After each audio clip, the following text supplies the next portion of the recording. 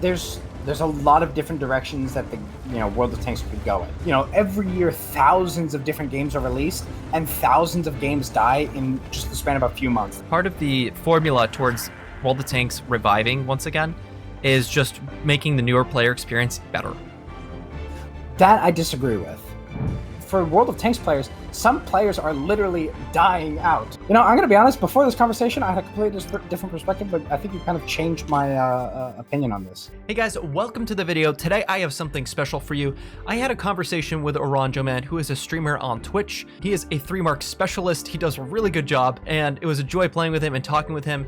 In this 2-hour conversation and platoon session, we cover a lot of different topics, and we particularly focused on the future of World of Tanks. And in those parts of the conversation, you'll see a lot of different sneak peeks into different ideas I'm going to be diving into on this channel. So I'm really excited to share that with you. And for different parts of the conversation that may interest you, I have timestamps so you can see the different topics covered. Now, if you enjoy this type of content, leave a like so it can get out to more people. And of course, go check out OranjoMan's Twitch as he regularly streams there. And with that said, let's get right into it. Perfect. That's good. You still hear me? Yeah, Okay, you're all awesome. good. I'm trying to get the link for your stream so I can post it in chat. Yep. So that people can go and... Allow me to actually do that for you. Let's do... Oh, such a gentleman. Go YouTube. If I just link my YouTube channel, do you think that would be good enough? People are able to click from there on. So. I think actually one of my mods found it directly. Yep, one of my mods just found it for me. Okay, perfect. Thank you, mod. Appreciate it. I know we've been blabbing and everything. We are gonna play, and then you can ask me any question, honestly, because like I have time. I don't know how much time you got, but look, man, I'm just gonna be playing until I fall asleep. So is that what you do? That's fun. All right. Well, oh, so you are a loser.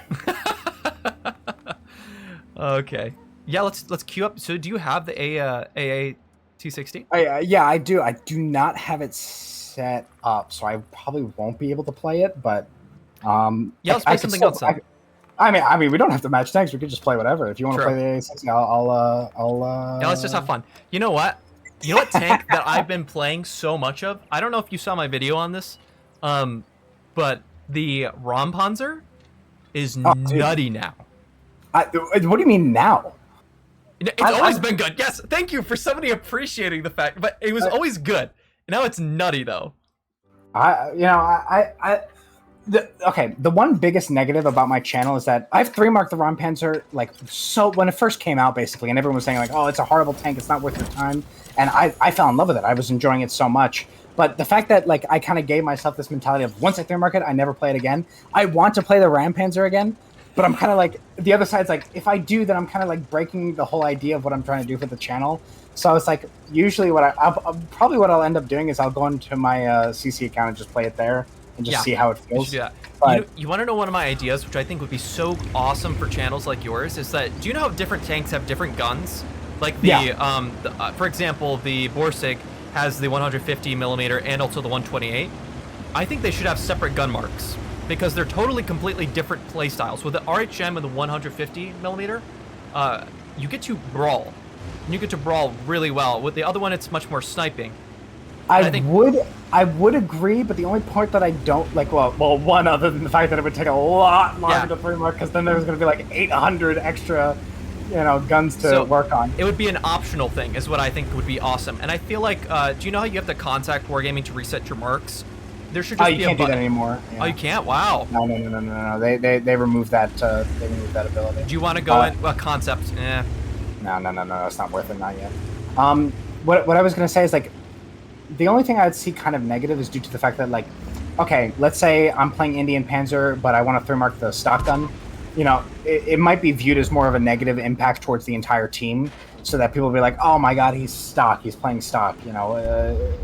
Because there's some guns in this game that's like, man, the stock version is so much worse than the, Leopard PTA would be an extremely good example of like a vehicle that like when it's stock, it's terrible. When it's fully upgraded, it's one of the best mediums in the game. True. Very, very true. So I would say that would probably be the only concern, but I don't disagree on the idea of like, being able to identify like which tanks you were 3-marked with what gun. Because I think, like, if you do 3-mark a tank with a stock gun, that would be a pretty impressive thing you want to show off. But I feel like, okay, a lot of the time, Wargaming's perspective on 3 marks is that so few people are, like, very, very rarely anybody's ever even going to have at least one 3 mark on their account in their entire lifetime. True. That, you know, the people that are 3 marking, you know, 2, 3, 4, 5, 10, 15 tanks is like, you know, the 1% of the 1%. Yeah, so, that's true. You know, true. there's no point as a business to put so much effort and focus into such a small minority, because it's wasting resources. So it's like, you know, I would like to see a few things change for 3 marks, but realistically, from a business perspective, that's not going to happen. Yeah. Do you want to go back to base, or what do you want to do? We need to. We very much need to. Yep. I think if we set up around here, if you set up around here, I will set up around here. Get into that cubby. I'm going to try to see if I can even get to there. Yeah. We're going to be... Let's see. So, this thing got, like, such a great speed buff. Also, have you been using off-road driving? I mean, I've usually been using it previously, but yeah, I've been... it depends on the vehicle. It got a major buff. So, like, it's the... If anybody doesn't know on the stream, essentially makes your ground resistances for your soft the same as they are medium, which is a huge buff to your mobility. Wait, what? I misunderstood that originally so much then. Yeah. Oh, sorry. Go ahead. Oh, 2748, 2748. Yeah. Don't got shots on him. Yeah, we need to move. I just need to move. Don't get caught out. But yeah, no, it's a huge speed buff for anything that's Oh, did I get spotted? Did I get spotted? No, I didn't. It's a huge speed buff for a lot of slower tanks. I'm gonna need to look into that because I was not aware of that type of. Yeah. Or that was the change. I'm gonna try to see. Okay. I mean, I am getting spotting, but. Let's see. Oh, please don't tell me I'm lit. Okay, we're good. Yep, just knocked over the trees over there, and then you should be good. Yeah, we should be fine for right now.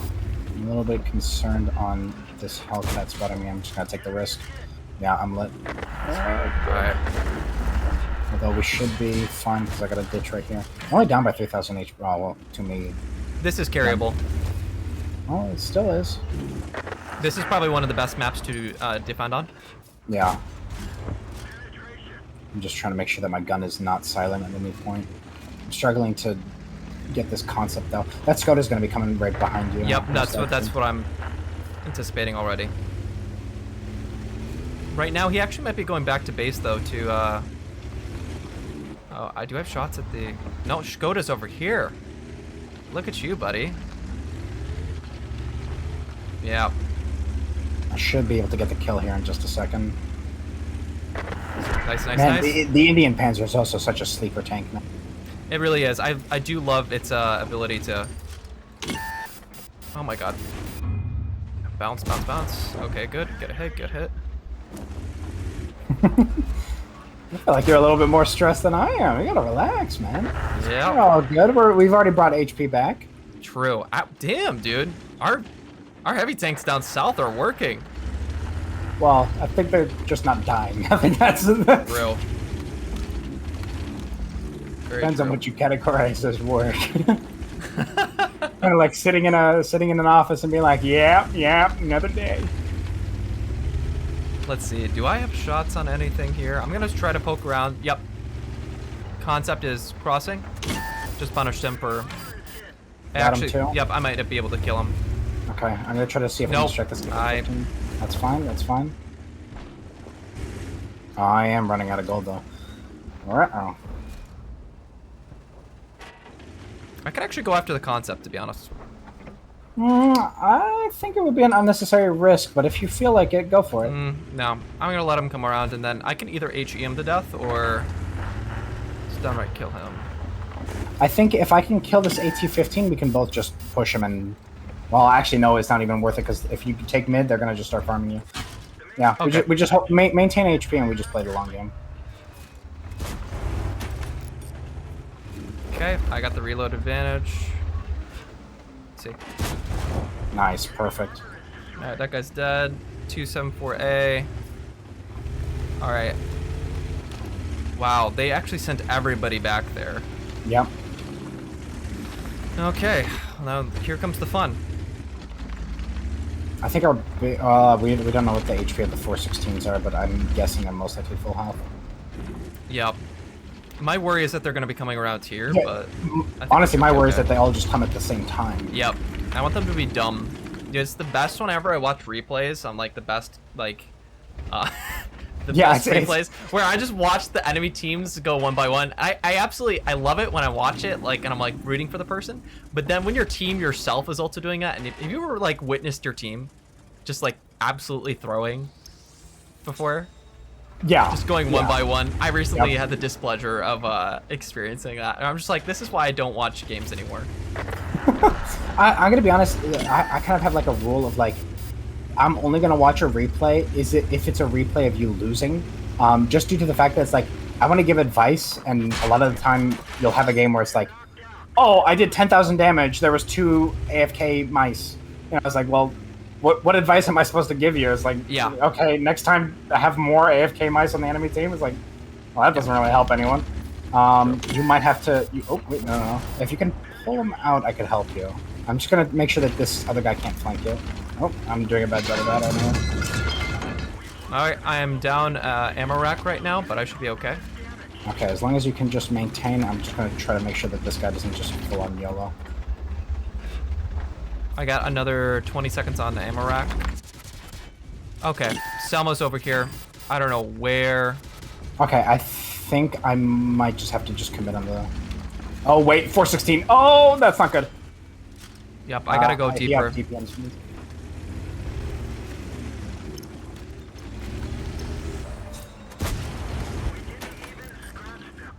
I should be able to out-DP him. Oh, I think we go dead. GG. Yep. Yeah, unfortunate. Oh man, if that 416 didn't come around, I'd have been perfectly fine. That's okay. We did as well as we could have.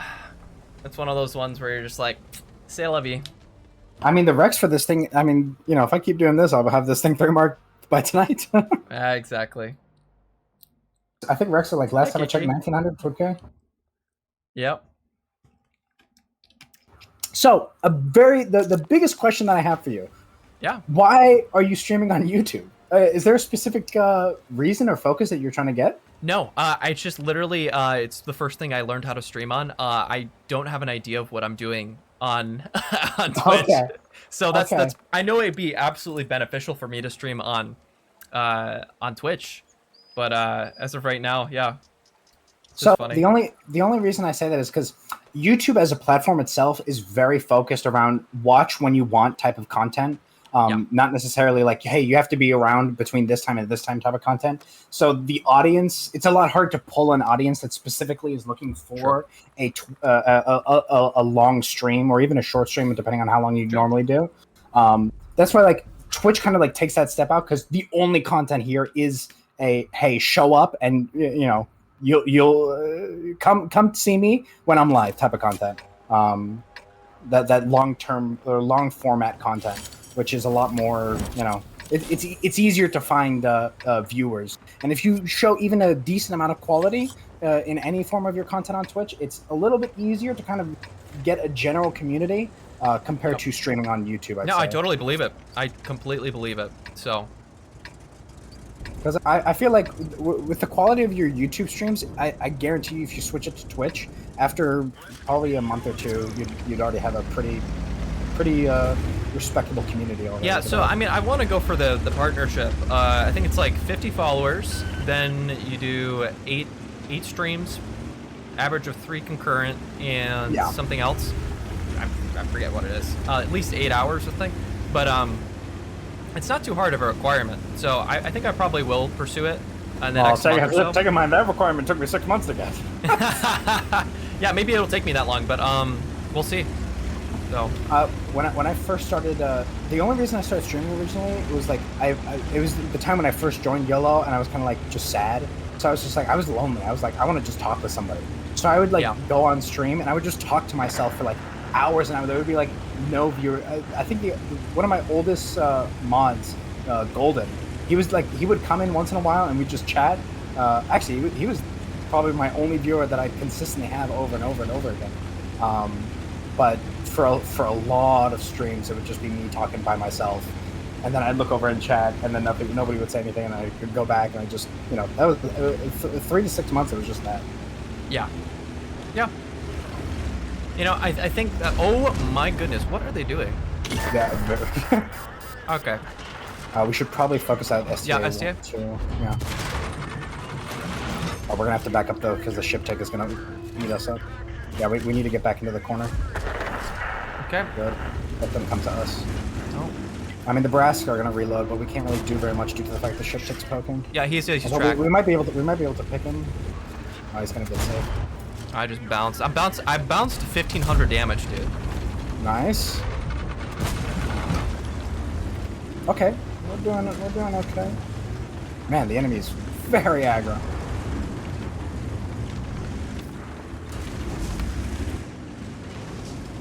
Do you want to go up the other way? We can always try to go from here to here. Yeah, the only reason I'm concerned about that is because it's a little bit easier for the brass to farm because they don't have to bug, but you can try, yeah. Actually, I think right now it would be best to just push this because look at the advantage that they just took. If the ship tech post, we could just focus on. You know what we should have done is we should have just waited for one of the brass to just like shoot and then. Yeah. Yeah. That's honestly. Yeah, we should have. That's okay. What are we gonna do? I have HP, so if you just wanna, you have HE loaded, right? Not yet. Okay. Okay. All right, we need to kill. War is out. Let's kill the ship tech first. Nice. He's on reload. Yeah. We should be about 10 more seconds left. Yep. I think you should be able to catch him on. If you want to try to. Oh, he's gonna try to like, just. Oh my god. Oh my god! I was so dependent on you hitting that shot. You failed me. Get out of my stream. All right, let's. I think the Tiger 2 will be waiting for us. If I'm gonna be honest. Yeah. Oh, I'm not worried about it. Are you scared of little tiger? Come on, man. Little tiger. Actually, no, I just saw your HP. Never mind. I understand now. Yeah. Yeah, because I think that both the Barask actually focused me. I don't know why. They're just like, run, Panzer. Yeah, they are intimidated by the shovel. I guess I'm worried about the Rom Tar coming back. I need help. This light tank's waiting for me to take a hit. I do not intend on taking a hit. So we'll wait till the 703 engages. I mean, the 703 can just go in. Oh, of course. That's using logic, buddy. I just bounced the RHM. As RNG intended. Yep. Troll armor.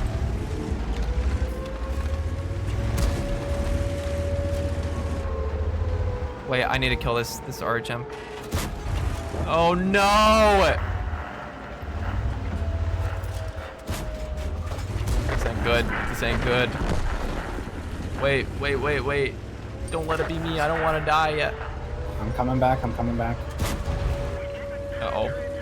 Uh-oh. I'm gonna get Coppola sniped. No, I'm just gonna get killed. Oh well. Yeah. Yeah, I committed in there, and I thought the 703 was actually gonna push, but I was wrong. Enemies today are a little bit, well, it is getting close to the afternoon, so.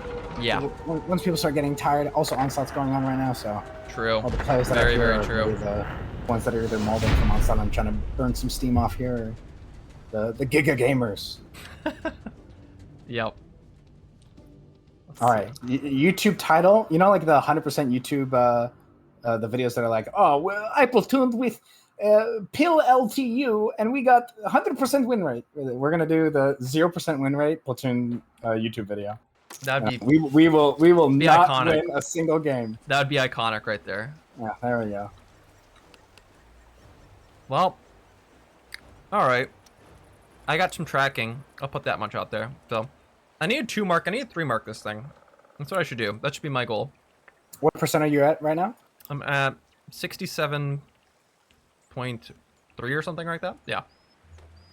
So Okay, yeah, it's not that bad. Not that bad. I haven't seen the requirements. I'm assuming they've jumped significantly since. dude, they're at like 3,200 for 3 mark. Wait, what? Yeah, Really? that's how much better this thing got. Jesus. Yeah. Well, also taking in mind that very few players that have it. So the That's only right. players that are going to be actively playing it a lot are the people that are either, That knew about it before. Yeah. that knew about it before, or the people that are like, their only purpose to play it is to finish a 3 mark on it. I mean, they didn't even like mention the buffs in the. That was very, very update. like tossed in. It was very tossed in. Yeah. Like, oh, it's 59 patents getting buffed. Maybe we should buff this thing too. So. Well, we'll just throw it in. Now, I do want to say one thing. I'm not going to be all glazing you this stream. Okay? Yeah. There is one thing that I don't like. All right. What's up? A while ago, or actually not a while ago, it was 2017. Wargaming made a post about illegal modifications, and they categorized a 3D or a 2D skin as an illegal modification that highlights where ammo rack is or crew members are on enemy vehicles. They said that was an illegal. It was 3D. That is illegal. 3D. Yep, it's 3D. It's not 2D. So they categorized 3D changes in order to highlight crew members, but not 2D. Wouldn't that exactly basically be the exact same thing? Yeah, pretty much. It falls under that distinction. Oh my god, the LCTV is here. You know what? I can actually poke with my cupola. Yeah. And spot. Let's see what's over here. Yeah, I'll spot for you guys. You see, I didn't know that was the specific wording, because I always saw like when I saw like you were talking about in that video like the mods to help improve and stuff like that. I saw that and I was like, ooh, I don't like that. Yeah, no. To be honest, I think my opinion slightly changed on it. Like the mod, I don't actually even use it anymore, but I think especially if you're trying to get the critical hit mission, I forget which one it is. It's probably like something 12. It's super useful to use because you just know where everybody's modules are. So there's that, but is it necessary as a mod? I don't really think so. Yeah, I mean, it's not going to make or break a player. It's an extremely situational based mod. And I'm going to be honest, visually, it is very, I mean, I have the Mark of Excellence extended mod and like some, mods that help, sort things out in the garage and stuff like that. But other than that, I kind of keep the mods at, nothing visual. Because I've seen some players, like, you'll come onto their stream and they have like 1,000 mods. The sky is like 6 different colors. Yeah, I've seen that too. Every time they fire, funny. It sounds like, 3 different guns just went off, and, the spotting thing is boobs. It's like, what the hell game is this? What the fuck is this? What am I watching? There's a game in your mods, basically. Yeah, entirely. But, and I don't know. It's something that it feels distracting. It's hard to, as both a viewer and both a player. It feels, I don't know, just harder to consume the content. All right, he wants to push me. I'm gonna try to focus on the. Let me see if I can over. They're all bouncing me. Good. I did get lit, so I won't be able to help for too long, but I'm trying to protect this 416. Oh, although none of their TDs are shooting at me, so I'm going to help you with this STA too. Yeah. I kind of want to shoot the 416 here. But I'm not going to over... No, never mind. Don't need to. I got you. T69 is technically on reload, I think. I think he's flipping, so... let's see.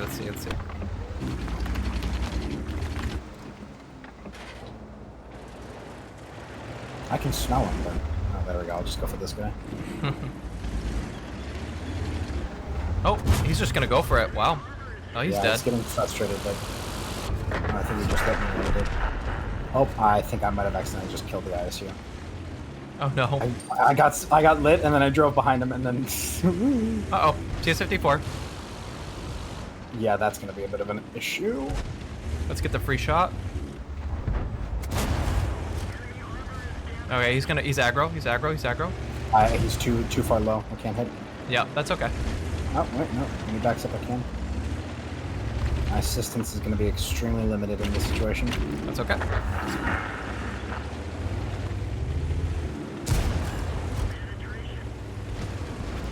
Bounce, bounce, bounce, bounce, bounce.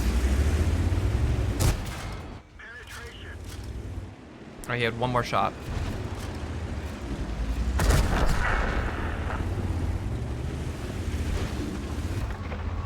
I'm trying to keep him permed on the track. I might just come to you and you just push this. Is the Honestly, TDs up top? Yeah, I was thinking that too. Unless they moved, I think we're good. No, no. You think that they have critical thinking skills? No. It's kind of like the same as like Arty. They don't relocate even if they have like a year or two. Oh, that was a poor shot. I'm not even gonna lie. Oh, Kari's here. I'm not worried about no Kari. I am gonna back off actually because I don't want to get slapped by him again. He's in the corner, right? Yep. He's Alright. farming us right now, I think. Please hold. We value your call. Oh, come on, where are you? There's SEO. Man, this tank feels great. Doesn't it? Yeah, it's a great tank, dude. Okay. Are you focusing you? No, I mean, no, they're not focusing on me. We're good. We're good. Okay. We're chilling. You made the universal sound for oh shit. No, I'm just thinking, like, I'm wondering how we'd approach this, actually. Well, there's two ways. We either run or we throw everything out there and hope something sticks. True. Very true. They had nobody up top, I noticed this. Yeah, not yet. I think SU is rotating up top though. Nope, never mind. I lied. Mm-hmm. Yeah, I'm gonna just push up top. Yep. Might as well. We get the side angle on the Kari, and then we can farm him.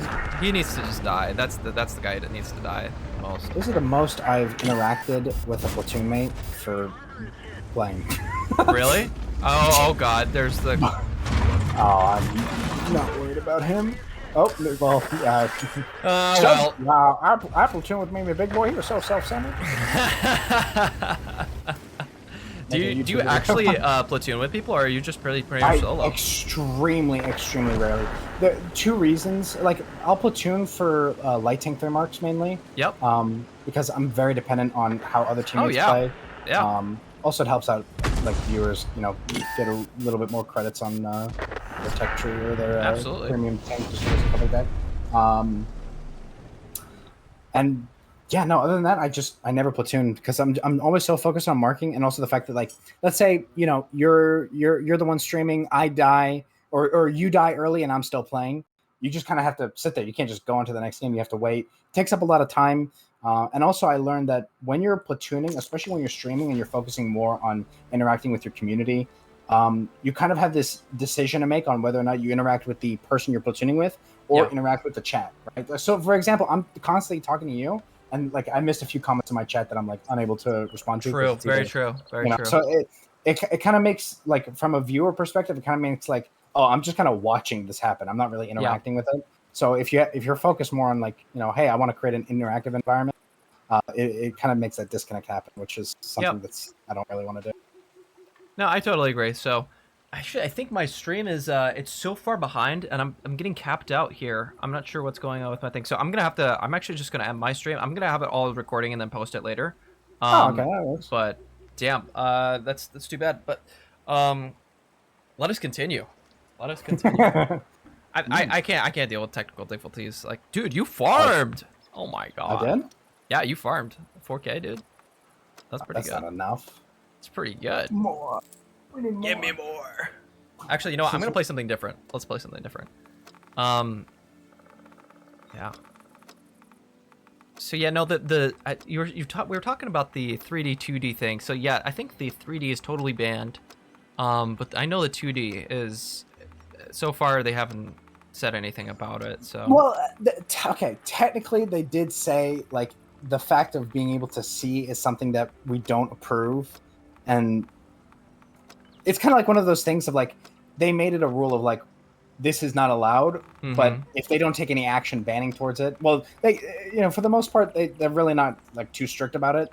So it's like they say it's not allowed, but they're not banning people for it, which is fine. I'm not saying that, oh, you should be banned.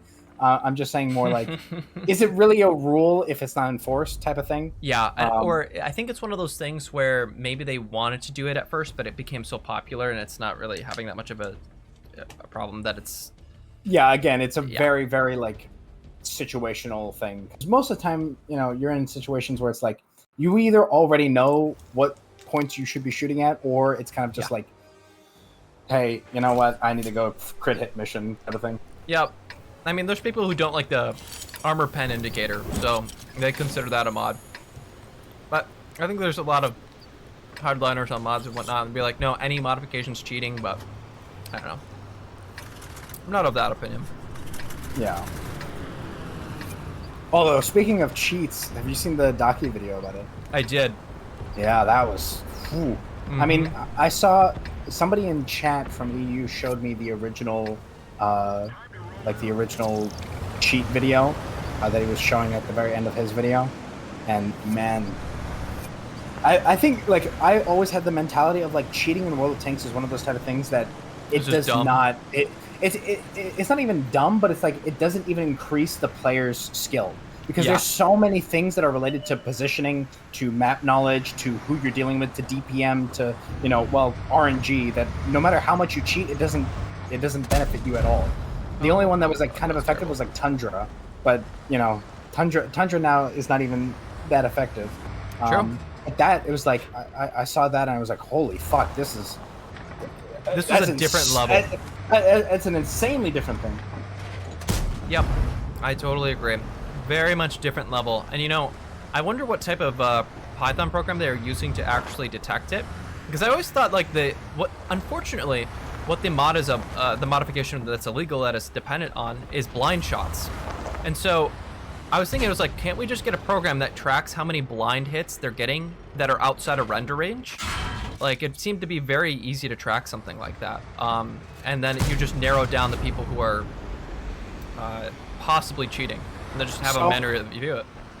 Well, when it comes to stuff like that, that is something I can't talk about too much, because they have their own system. Obviously, if they told people what system they're using in order to detect it, then the people who are making the cheats would be able to be like, oh, we'll just change system.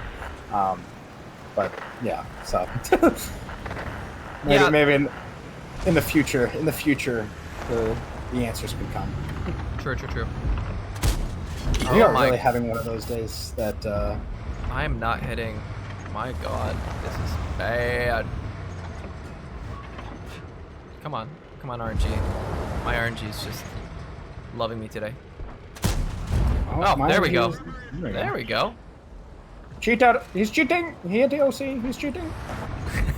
Is that your Indian voice? Whoa. It's just a voice. I'm just trying to get out of it. Jesus. Well, this was your game. So, do you know what video I'm making right now? I'm doing some update 1.26 videos. Because there's so much about this update that is just crazy, and I think it's a really good update. But there are some certain things that worried me, and one of them was artillery. All the changes to the guns, like all the buffs to the guns, also go over to artillery, and I feel like there was a significant oversight mistake made by Wargaming to give everybody the same buffs, especially in this case. Oh, damn. Oh, this is gonna be an elf. Oh, yeah, get that damn. Okay, well, damn. I'll take that. Yeah, and that concentration perk along with armor, artillery's getting like 5%, 6% more accurate. Yep. And that is huge. So I'm gonna be honest, like when I was testing it, that was something I was not even thinking about. Me neither. All. Me neither. Like, well, take in mind, so the testing for those type of changes started like, ages ago. 8-9 months ago. Yeah. And like, they went through super testing, then they went through CC testing, then they did, like a closed testing, and then they did the open thing. And throughout, like, Wargaming was saying, like, a lot of people, I mean, obviously they weren't playing artillery, because the majority of players that are, interested or seeing like, oh, does this affect my favorite tanks or stuff like that. That's right. And necessarily like, oh, how does this change Arty? I do agree that I think it was a little bit, or I strongly agree that it was a big oversight. But I don't think it's going to be an oversight that is so detrimental that Wargaming is going to turn around and change it for artillery. So it's not necessarily even artillery. I think as a whole. So one of the issues with the class system, or the class system and also the skill system, is that everybody picks the same skills, regardless of the tanks they're in.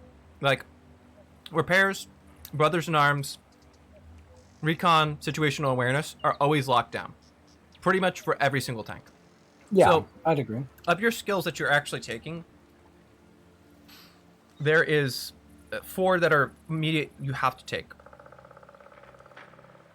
With artillery, this is not the case. I want you to think about how many times in artillery are you using the emergency perk, that you're using the adrenaline rush perk, that you're using any perk that is dynamic play. They get to basically max out their tanks at 3 or 4 perks, where we have to max out our tanks at 5 or 6. Yeah.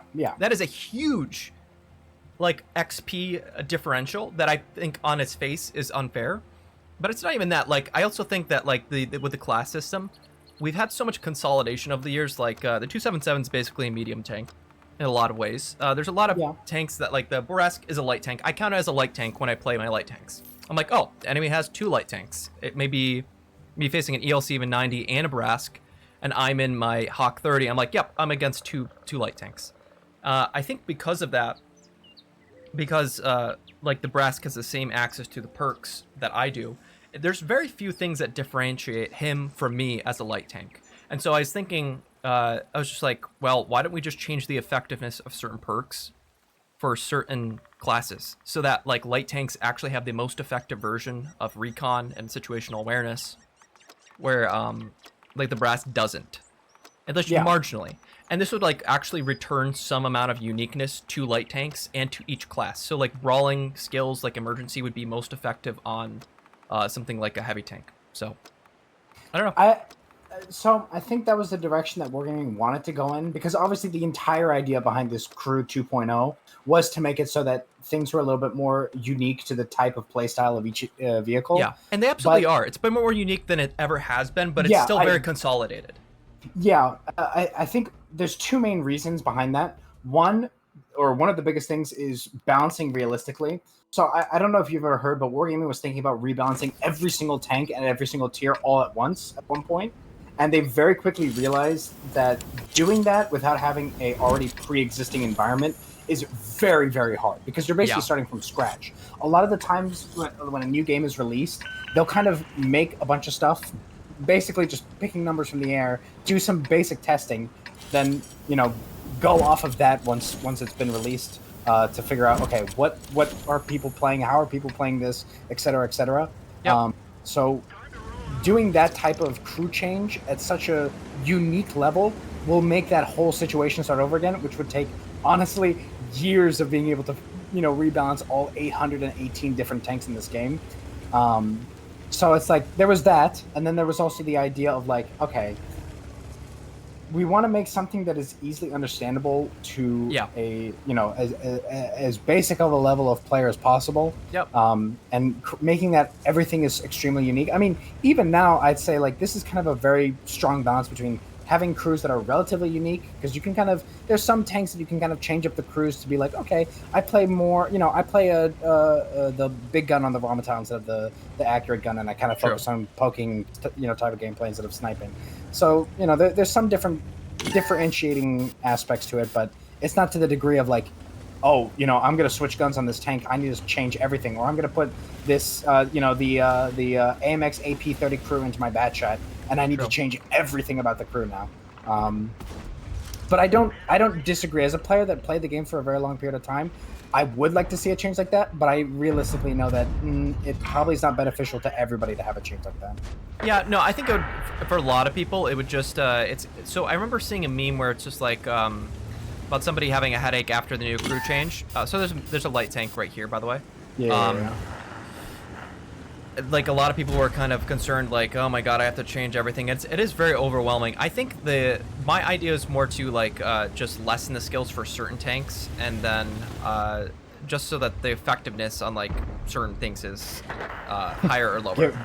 Give Arty no skills. I like that idea. No, I mean it's not. They can still have concentration as long as it's like 1% and it's not like 3.5%. Yeah. That's absurd. Also, in the same way, like the BZ176 doesn't need 3.5%. The fact that I can put that on there and get down to like 0.35, 0.36 accuracy is absurd, though. Like because of the tanks that are able to actually do that and sit in front of the enemy with such stupid impenetrable armor, it is the BZ176. So yeah, he can sit there in front of you while you reload and aim for your weak spot with 0.35 accuracy. I kind of like Kensen's idea of balancing it, which is just removing artillery. I think that. Yeah. I mentioned him in my my video on artillery. I was like, well, we know that's probably never gonna happen though. So, I mean, even like look, one of the biggest. I don't know if you've experienced this, but a lot of times with streaming, you're constantly answering the same question over and over and over again. And there'll be a lot of people that will come in and be, Arty has been a topic that like. Long-time viewers will know that like every single stream is talking about Arty every other day basically, but it's going to be one of those type of things that even if Arty does 1 HP of damage, the entire concept behind me being able to shoot somebody without them being able to directly harm me back is a broken, even if it's literally 1 or 2 damage, it's just a broken concept. It is a broken concept, and I feel like a lot of people want to make the historical argument about like, well, artillery is like historically been in games versus tanks and whatnot, and I'm totally fine with that. But also historically, there was counter battery artillery. So if you want to actually have that as a feature, then be prepared to. Oh my God, that guy got hit for. Did you see that? That was an AP shell that just came in. Yep, I just saw that. We're just literally talking about artillery, and it's like we're seeing it live in action. Well, I mean, technically everything that we're doing here is live in action. True.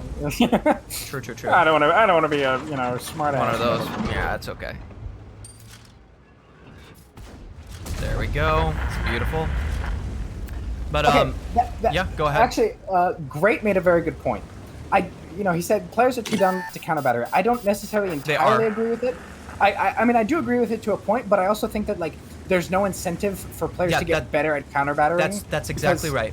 Like 3 out of the 5 shots that you're gonna fire are gonna miss, right? And you're gonna be wasting so much time missing, right? And then when you do finally hit or kill, you get less damage, and it's 1 kill. That's it. So it's like you're actively both being a negative towards the team when it comes to how long you're taking the counter battery, and also you're not really benefiting yourself due to the fact that you get nothing for it. Yeah. So it's like there's a couple ways we could actually go about incentivizing them. Let's see if I'm gonna get. Is he gonna rush me? He's gonna rush me. Oh God, he just got obliterated. All right. Yeah. No, I think that there are ways to incentivize the players to do this, but it's always a little bit more difficult when you're trying to get like the most casual players to want to do something too. Yep. And that's really like, people play like artillery to just relax. And I totally understand that. Or are very angry, lonely people. Yeah, no. Yeah. Oh. Left players. 3,000 games. True. Honestly, out of all the tanks that I'm fine with removing, like outright removing and not really caring about, it's the left. Oh, yeah. Oh my God, I bounced him. The only players are going to say you should keep the left are left players. Yeah, that's it. That was a poor showing. I can't believe I bounced him. Yeah, on artillery, I think one of the ways you could potentially incentivize people is if they're really. Do you know the feature in the? Is it the last Waffenträger event, or if it's the? No, it's Mirny. Do you know how you can see the Leviathan on the minimap and it pops up in like this red thing just for a couple seconds after like each stage? If something was like that after artillery fired, people would have a general idea where the artillery is. So the artillery players would know where the artillery players is, so they would know where to counter battery fire. And the second thing that I think would be really unique is like if you're in the artillery view, you played artillery before, you know that the tracers aren't exactly coming from the barrels. They actually come out 10 meters from that. If they fix that and they actually made them come right outside the barrels, you would, as a artillery player, have to move because there's a very high chance that you could be accurately counter battery. So that all of the things that you just described is have you ever played Armored Warfare? Yes, that's exactly where the idea came from. Yes, that is the exact application. So when Wargaming looked at those type of ideas, I don't remember the specific wording that they said. I do very much remember that they said we don't want to do something like this. But from my very, very light understanding, it was mainly due to the fact that like they kind of wanted to keep the class as simple as possible, due to the fact of the type of consumers were, the type of players that were playing artillery were the type of people that did not want to really engage in such a, I have to rotate, I have to do this, I have to do that. They literally just wanted to, I want to sit here and I just want to lob shells because it looks cool or, it's relaxing. I mean, that's okay, but like it's so in a game where everybody else has to like precisely. run around and play around you essentially, and like be in fear of you. I feel like it's just the brokenness of it. And the ability to sit behind a hill and just like lob shells at everybody is inherently very easy.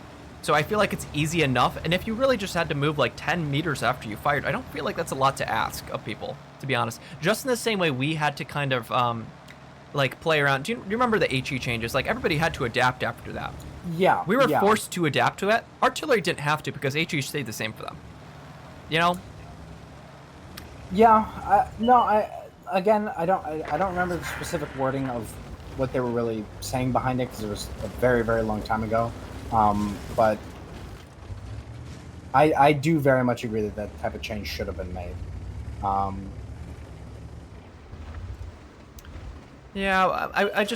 So I think now more than ever we actually have a chance for change on certain things because I think that Wargaming realized, so one of the big splits, big changes was that we didn't have to cater towards the Russian players anymore, which were the majority, and now we're catering much towards the European, and I think that's reflected in the type of changes that we're getting. Oh yes, yes, 100%. And I actually called this out. I made a Reddit post about this early on when Lesta was splitting off from Wargaming. Damn, I actually hit that well. And I've seen more changes, more positive things in the last 2 years than any other time that I played this game. Positive to our perspective, yes. Yeah. Obviously, like a lot of these changes probably would not have happened with Lisa. Obviously, would not have happened because, those are type of changes that the Russian server was not really keen on making. True. But yeah, for both EU and NA servers, it was extremely positive. And I always find it interesting that people are consistently making videos about like World of Tanks is dying, and like I honestly think that it's just stagnated, which isn't good either. But I think we're far from dying at this point, in my opinion. No, okay. So there's a lot of different directions that the World of Tanks could go in, right? True. This game is 14 years old. The amount of games that last, especially like live service games that last for this long of a time, can be counted on two different hands, right? Every year thousands of different games are released, and thousands of games die in just the span of a few months that you never even hear of. So having a live service game that's already lasted this long and have already I just made a really bad play. Have already had so many players at least try the game once makes it a lot harder for like a player who if you play a game and you have a bad experience of it, the chances of you coming back and trying that game again in the future without any any outside or like a friend recommending it or something like that coming in and saying something is very, very, very low. True. So a lot of players that have left or have tried the game and have left, those players realistically are never going to be coming back. Yeah. And there's very few new players that have never played World of Tanks who even would have an idea of thinking about like, yeah, sure, I'd want to play a tank 15v15 game. Sure. Or that's very grindy. Those players are very, very few and far. Yeah, I think the amount of new growth that we can have is always limited, but the amount of retention that we can have is where I think there's potential for growth. For example, I think part of the formula towards World of Tanks reviving once again is just making the newer player experience better. That I disagree with, because I think that at this point, the newer player experience is putting that much resources in focusing on new player experiences is probably not effective because there is no new players. That was kind of like the point that I was trying to focus on. I think I actually saw I saw a stat. I think it's at least 100. I forget who did the running of numbers on our servers, but there is a decent amount of new players. Absolutely. Maybe so. Maybe that's something that I'm not aware of, but.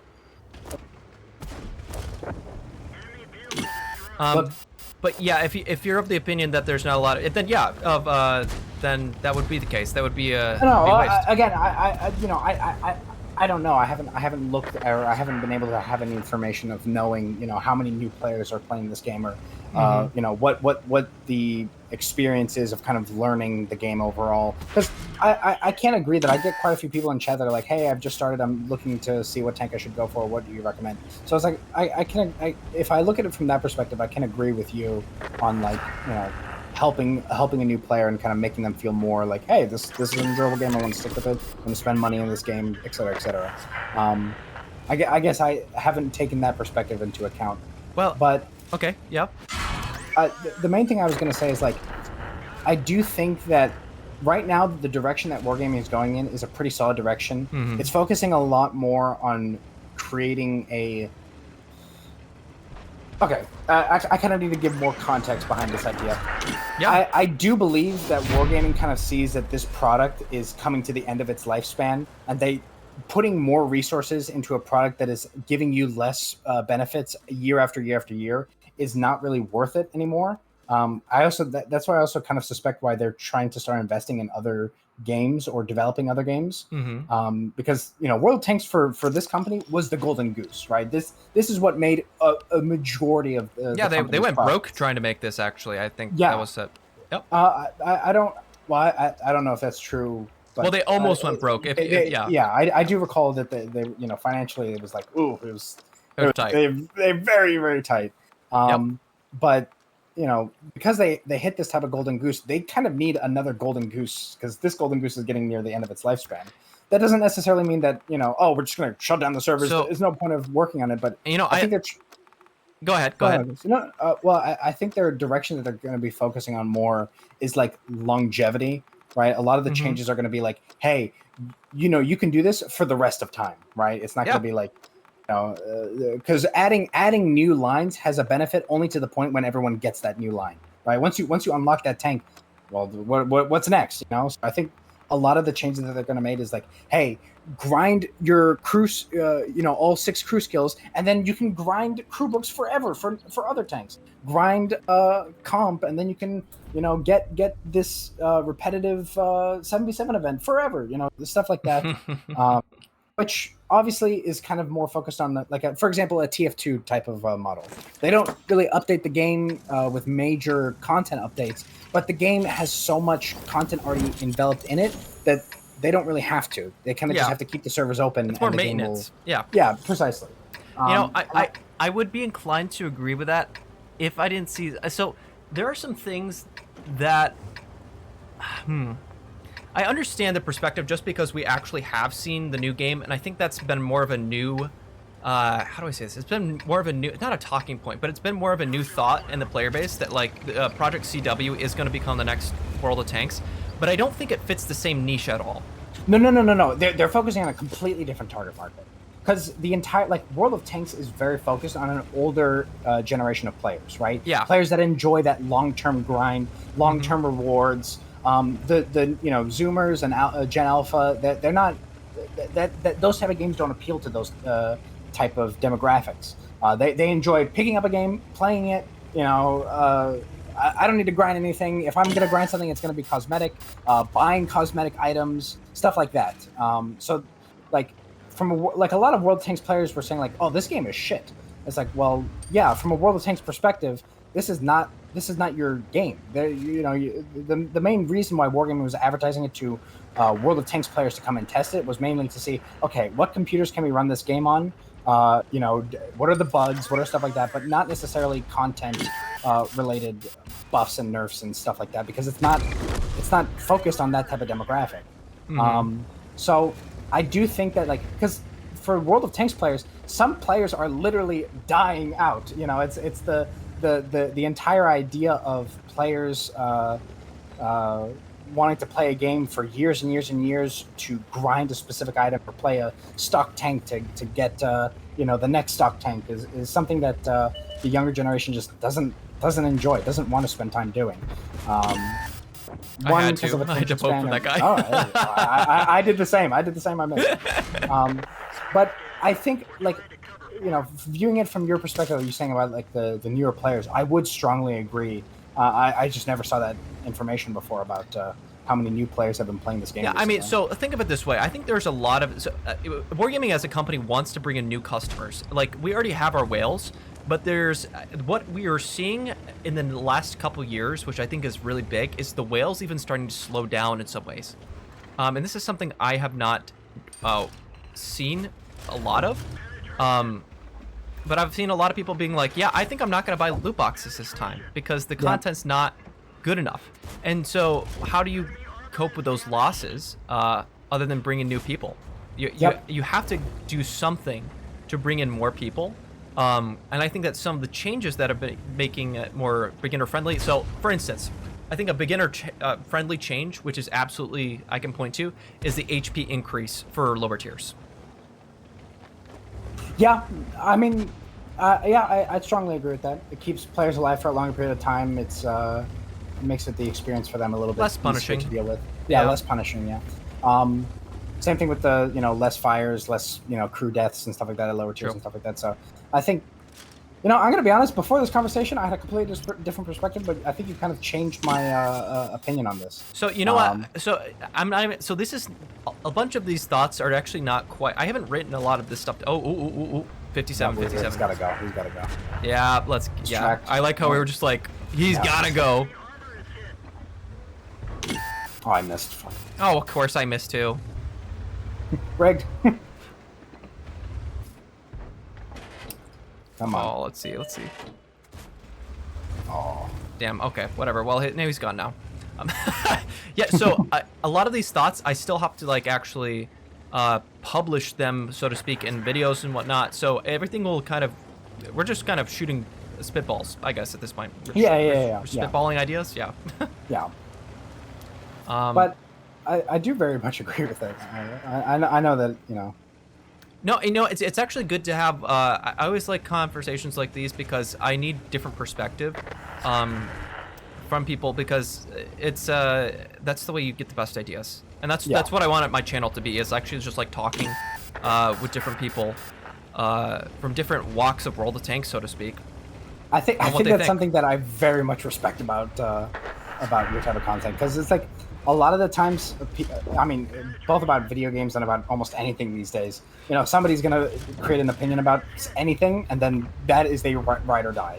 This is true. This cannot change in my mind for any reason whatsoever, unless a major extreme occurs, right? So it's like having the type of, developing a community that's focused around, hey, people with different ideas, like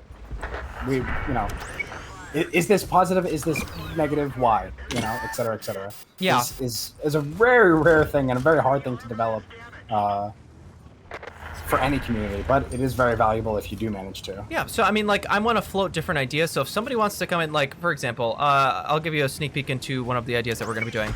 So, let's see. Yeah, we got him. So one of the ideas I'm going to be talking about is balancing gold rounds by giving them less damage a good idea, and a lot of people think this is a great idea. And if you've been around long enough, if you watch chems too, you know that this is a terrible idea, because it would just buff heavy tanks. Heavy tanks, yeah. Yeah, and nobody knows this, but it seems like a good idea, and these are the type of things like to sharpen our ideas and whatnot that we can just talk about and do it in a way that's like not condescending either. So yeah. By the way, I now completely hate you because you disagreed with me. So.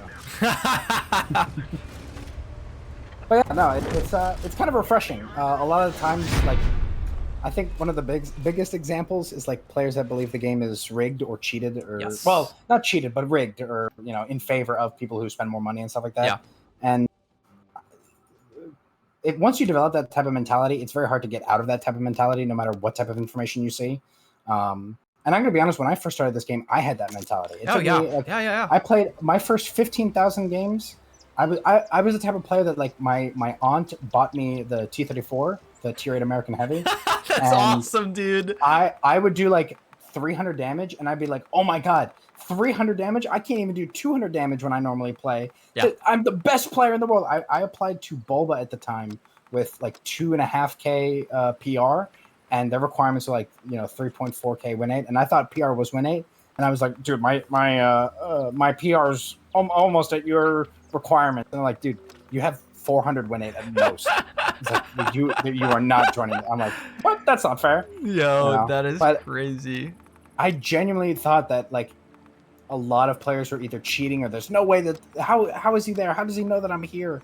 Et cetera, et cetera. And then, after a while, I just started kind of grinding it, like forcing myself to be just like, getting okay, better. what the hell? I would what I would give to go back to being so crappy in this game. And like, there's something so special about World of Tanks nostalgia that is just it's almost otherworldly, like it's just like it's nutty, in my opinion. It's one of the most cool feelings.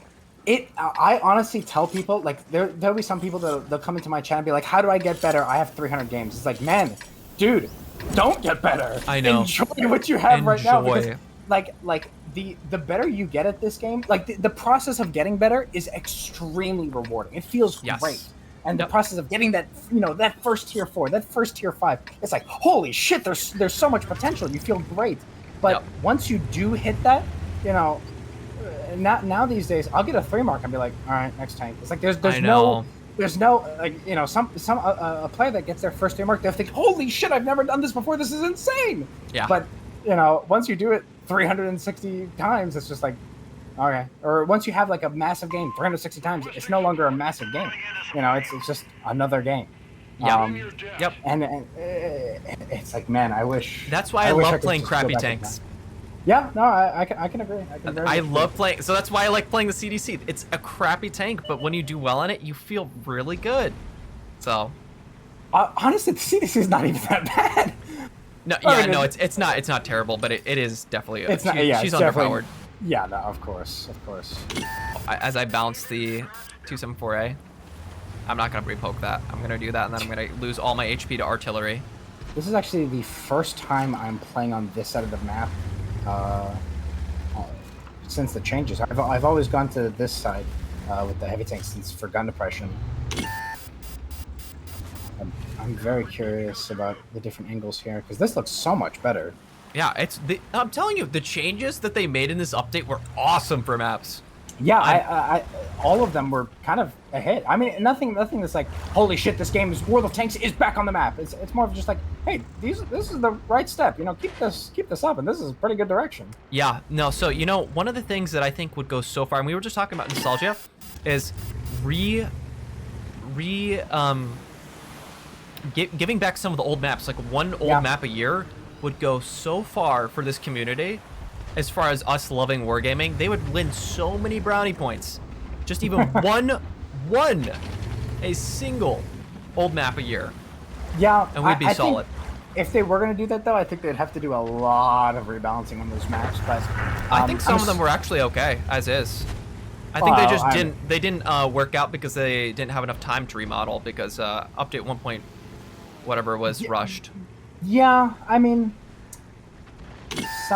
For example, I'm gonna be honest with you. This might be the end of our communication. I'm kind of a swamp hater. No, that's totally fine, dude. Swamp isn't crazy for me, so. I am not a swamp fan. I hated that map so incredibly much. I think swamp I disliked, and then the only map that I really enjoyed a lot, it was a one with like massive hills, kind of a lime green color. I'm gonna come and help you here with this. Yeah, well, I didn't want to take the hit from artillery, so I had to back up into the shot. Yay, the reinforcements have arrived. No, you're good, you're good. It wasn't Dragon's Ridge, but there was an old map that had massive cliffs on it. Northwest? I don't think it was, no, Northwest. Yes, it was, I think it was. Massive cliffs? Maybe, it might have been. That map I actually quite enjoyed a bit, but. Yeah, me too. Oh, jeez. I'm surprised I didn't get penned. Oh. Yeah, I'm very lucky. I'm super lucky, dude. I'm wondering where that port. I've never actually played. I never played port. I really would like to play port. Yep. Was not playing the game when port. Before Really? Port.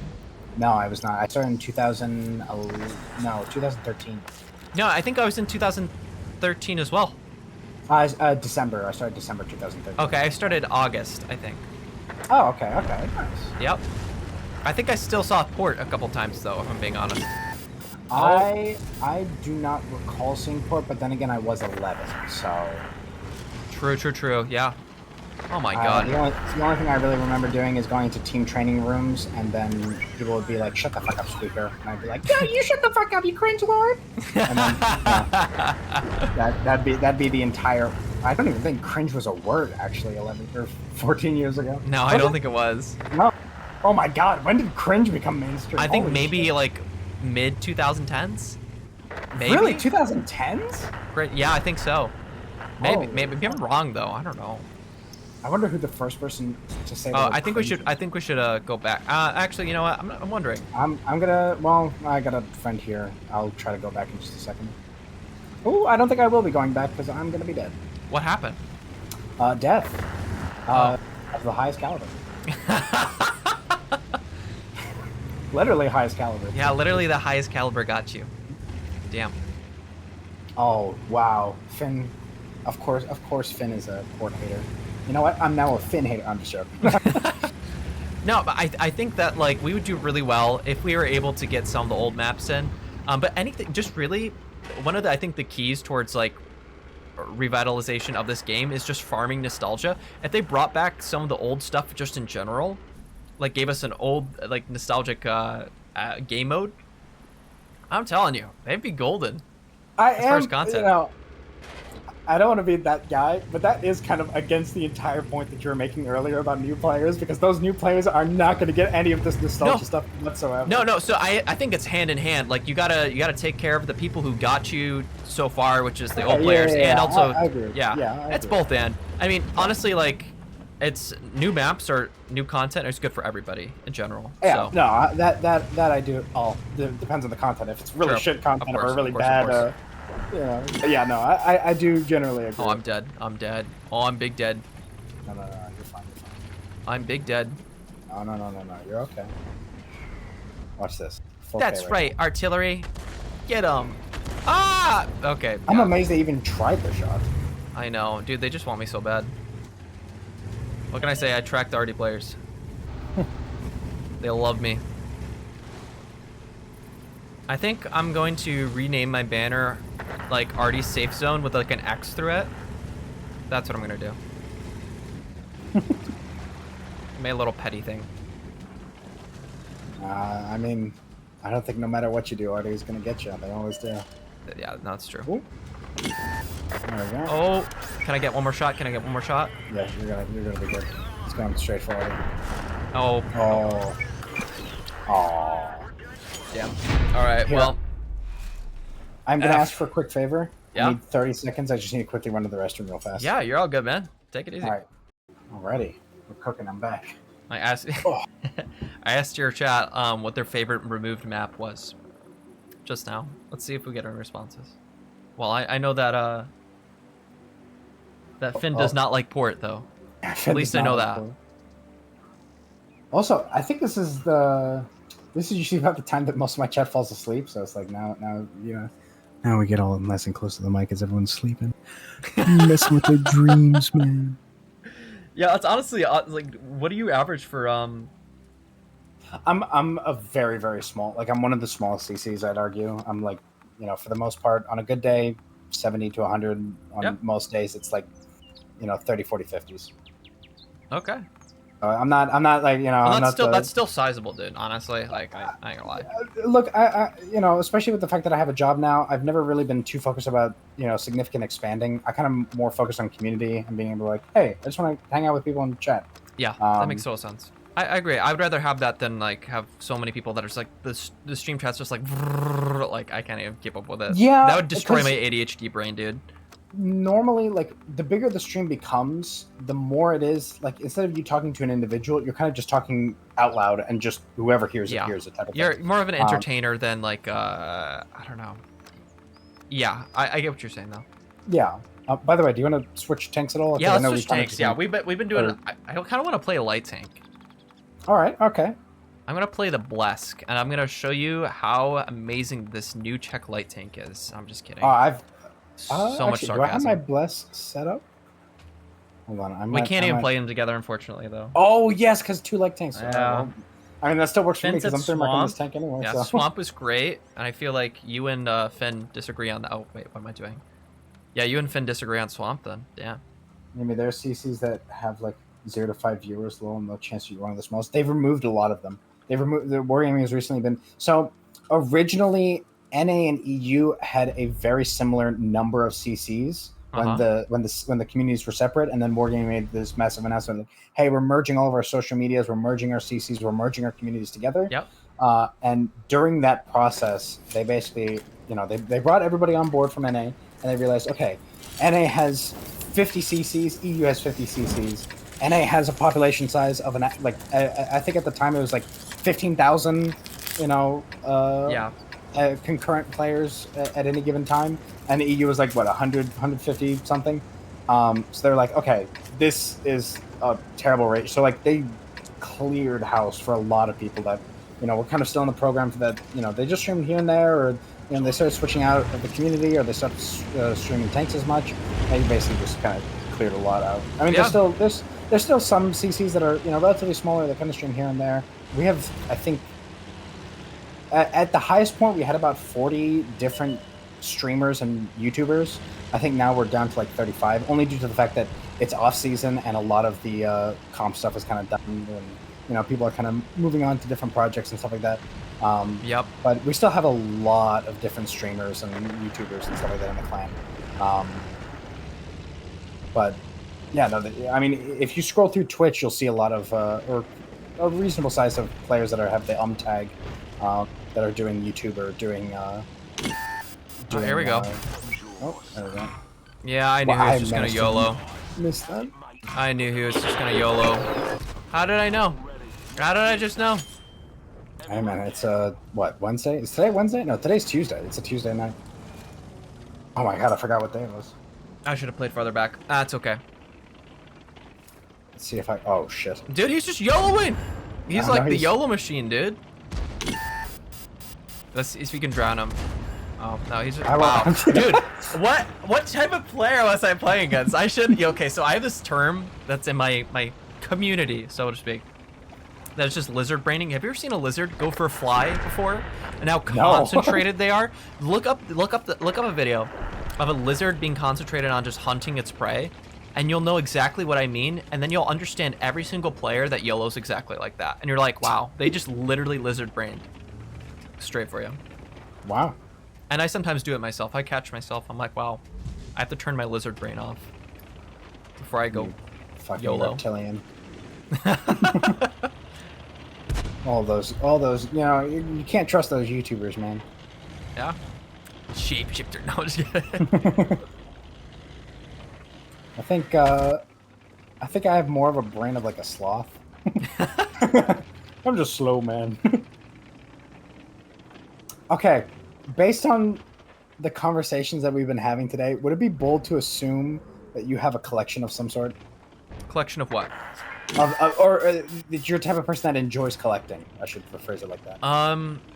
Yes, I do. I do collect. I collect perfumes. Perfumes? Yep. Really? That is something I've actually... Hold on, I'm now extremely curious about this. Really, what are the things that you're mainly looking for? What type of collections do you So I am very much a perfume connoisseur. Like, I don't believe that most perfumes, like even if they're really good, are worth getting a full bottle of. So I sample a lot of stuff. He's just gonna YOLO you, dude. He's just gonna YOLO me. Yo, that sucks. That is so... Bro, what are with these players? Hold on. Oh, you got him. Wait. No, I do not have him. Oh, damn. Bounce. Oh. No, not that lucky. But man, he was very interested. It would be funny if he drowns. That would. But yeah, I collect perfumes, so I sample quite a lot. And I buy what I really love, and I'm very, very picky about it. Wow. So okay. Probably these questions are going to sound very, very stupid. Are you Go more ahead. brand focused on when you're looking for these perfumes, or more like, you know, either the content focus, like, hey, this is a very expensive ingredient in this type of perfume that has these type of scents, or it's like, this just smells nice and I like this type of thing? It's a little bit of everything, and that's scent is so. How do I say this? It is so personal to every person that it would be impossible to judge everything by the same criteria. Like I for see. some scents, they mean so much to me from the moment that I got them. So like a moment in my life, like I got this after a time in my life. That scent means something to me because it got me through that moment. But Wow, okay, for other okay. things, it may be like I met a certain person when I had this scent on, and I remember this as like my first date scent or whatnot. And that's something that's timeless. A lot of people get wedding scents for that reason. For me, so there's the occasion thing that goes into it. What time of life did I start wearing this scent? And the other thing is, of course, yeah, ingredients. I have the great privilege of being able to smell a lot of natural perfume, so I can tell the difference between synthetic notes that don't cost a lot to make and produce. And then I also have smelled a lot of natural things, natural and synthetic. So I can tell when something's skillfully blended. I'm like, wow, the perfumer took their time making this piece of art. And yeah, I can be like, yeah, this ingredient right here was done perfectly. So it's kind of like a wine connoisseur in a way. Yeah. No. I can definitely understand. You know, I'm gonna be honest. I never even knew that collecting perfumes was even a thing. So this has definitely opened my eyes to something that I've never even knew. Because there's a whole community. There's a huge community. Yeah, no, I definitely wouldn't be surprised. I mean, the perfume industry is one of the biggest industries for a very, very long time when it comes to, you know, personal hygiene and, you know, luxury brands as well. So I'm definitely not surprised that there would be collectors, but I guess I've never interacted with somebody who did collect perfumes, so this is definitely eye-opening to me.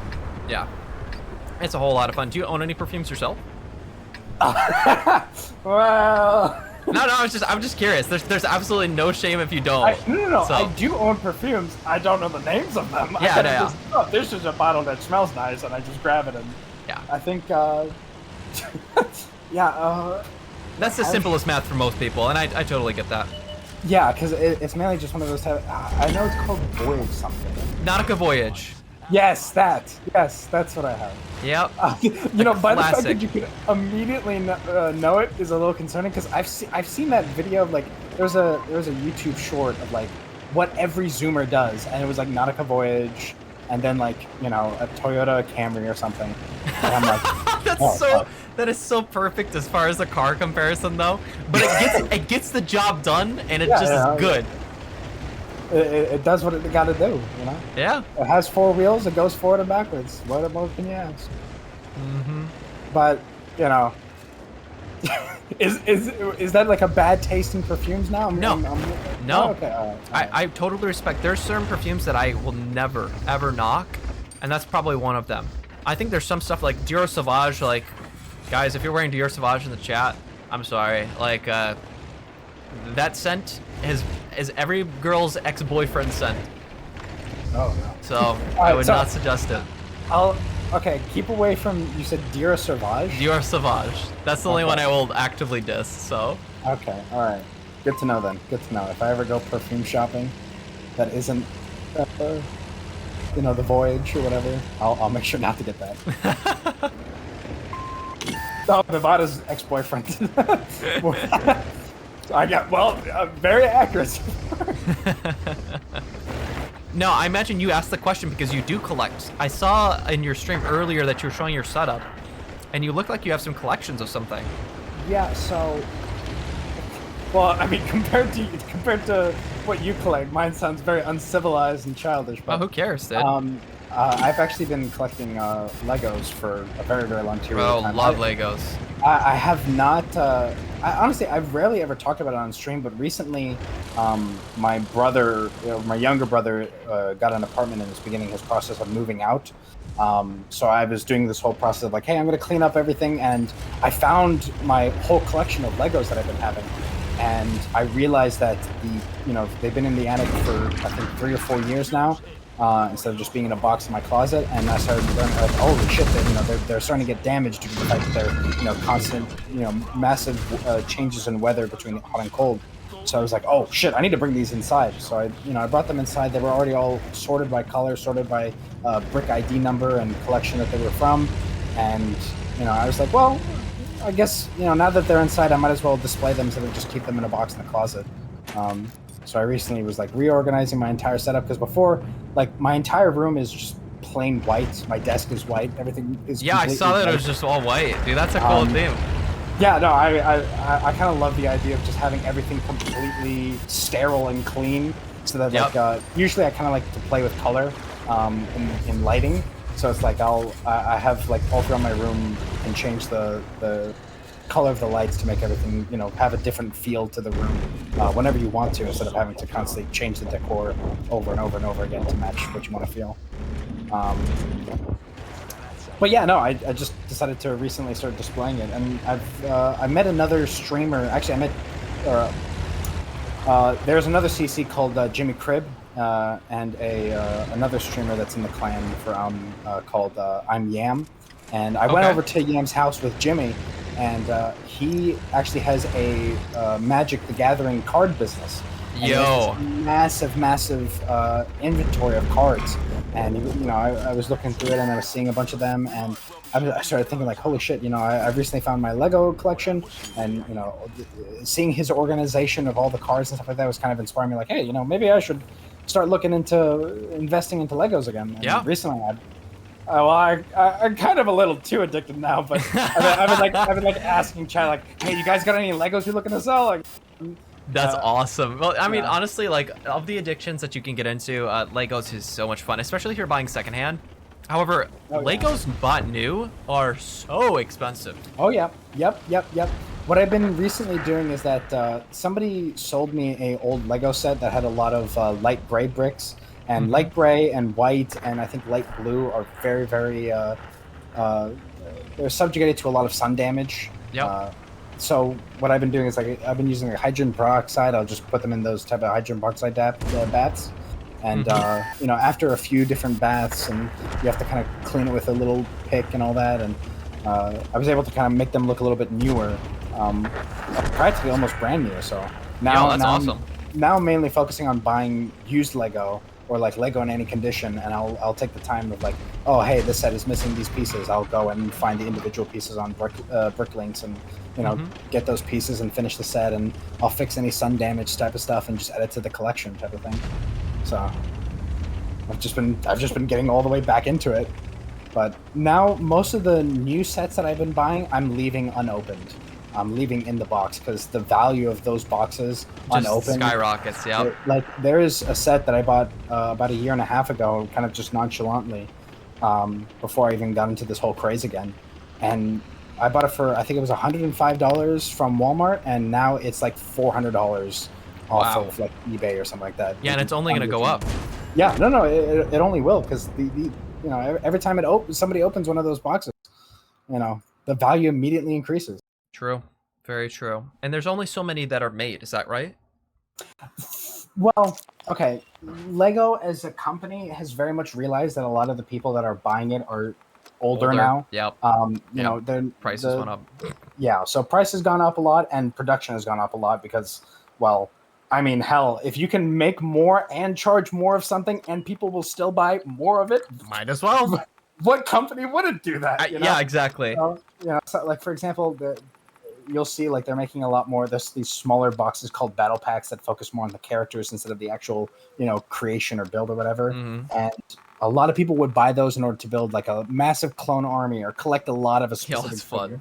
And because of that, Lego realized like, oh shit, we can just raise the price, reduce the amount of pieces, and people will still buy a crazy amount because they're mainly focused on the figures. That's right. And recently, like they'll produce thousands of them at a higher price, and people will buy thousands of them. Like there's YouTube videos of people buying. I bought 400 of these battle packs. I bought 1,000 of these battle packs. And You know, each one of them is $15, $16, $20, some of them even. You know, I kind of forget that sometimes, even like when I'm thinking about World of Tanks, there's people out there who spend like they spend like they've spent $10,000 on this game. Oh, well, I mean, yeah, probably, yeah. There's over the years, absolutely, between like the Christmas events and whatnot, because you could just stock up for the whole entire year, super easy. So you know about you can collect your data from Wargaming, right? Oh, really? I need to do that. If you go to your if you go to the Wargaming website and you go to account management, at the very bottom there is a big button that is like request data. You'll have to fill out something, and it will say, okay, in 2 weeks we're going to send all the data related to your account. They'll send you an Excel file that has all the information on every single IP that was used to log into your account, every single use of method, everything that you've bought with a financial transaction on that account, every single chat message in game, in garage, in team training rooms, everything. They send that. They send the hardware IDs that they have, or like what type of hardware was used to log into your account. They have. Like they give you all of that information, and did it rigorous. Yeah, that's wow. I did it a while back, and I realized that I spent approximately $6,500 over 11 years of me playing the game. Wow. Which, I mean, yeah, but it's as a big number. It's big, but it's not that bad. It's not that bad. Yeah, it's not that bad comparing to, like, for example, if you're having an Xbox, you're paying for a subscription every single month. True. And you're paying for $50, $60, $70, well, now $70 games. Yeah, true. Every few weeks. Hold on, I'm just trying to find a tier 9 that I have equipped. Yeah, you're okay, man. Or a crew for that matter. Let me see. Oh my god, I do you want to do? You've just been doing 8s right now? Okay. Yeah. So like in the past 2 months, I've marked 16 different tier 9s. So I literally have like I took everything out of my tier 9s and I basically moved them all to tier 8s. So I do apologize for it's totally fine. Let's keep going with 8s then, because I don't mind. I was just I was thinking of something if you wanted to play something different. So. No, I'm one of the type of players that I will pick one thing and I'll just stay for it for the next 2-3 days. That's all good, man. Yeah, no, like. I realized it was like taking mine because I'm streaming and creating content. I've made that money back and more. Oh, absolutely.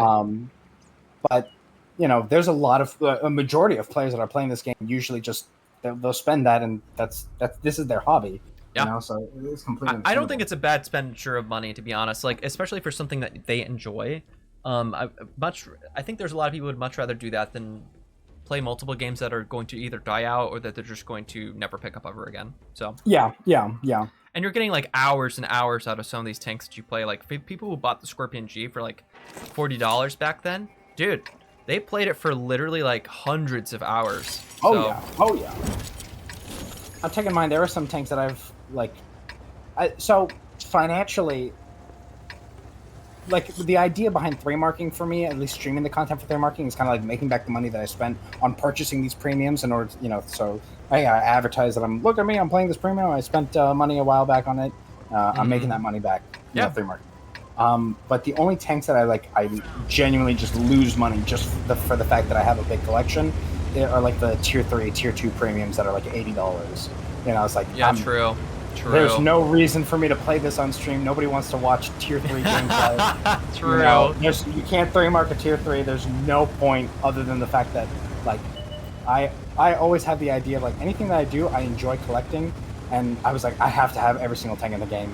And after so many years, I finally have reached the point where I have more tanks on my main account than I do on my CC and press account.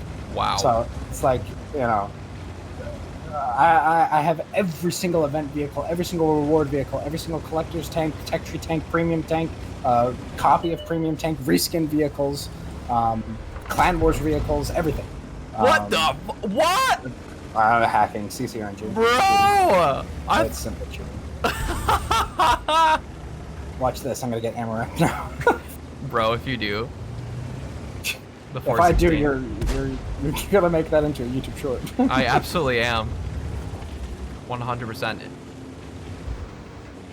They call this thing a sniper. I disagree. Oh, 122. Oh, my shot just like fluffed so hard.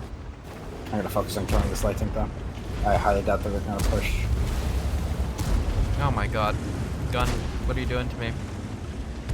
Buddy, buddy.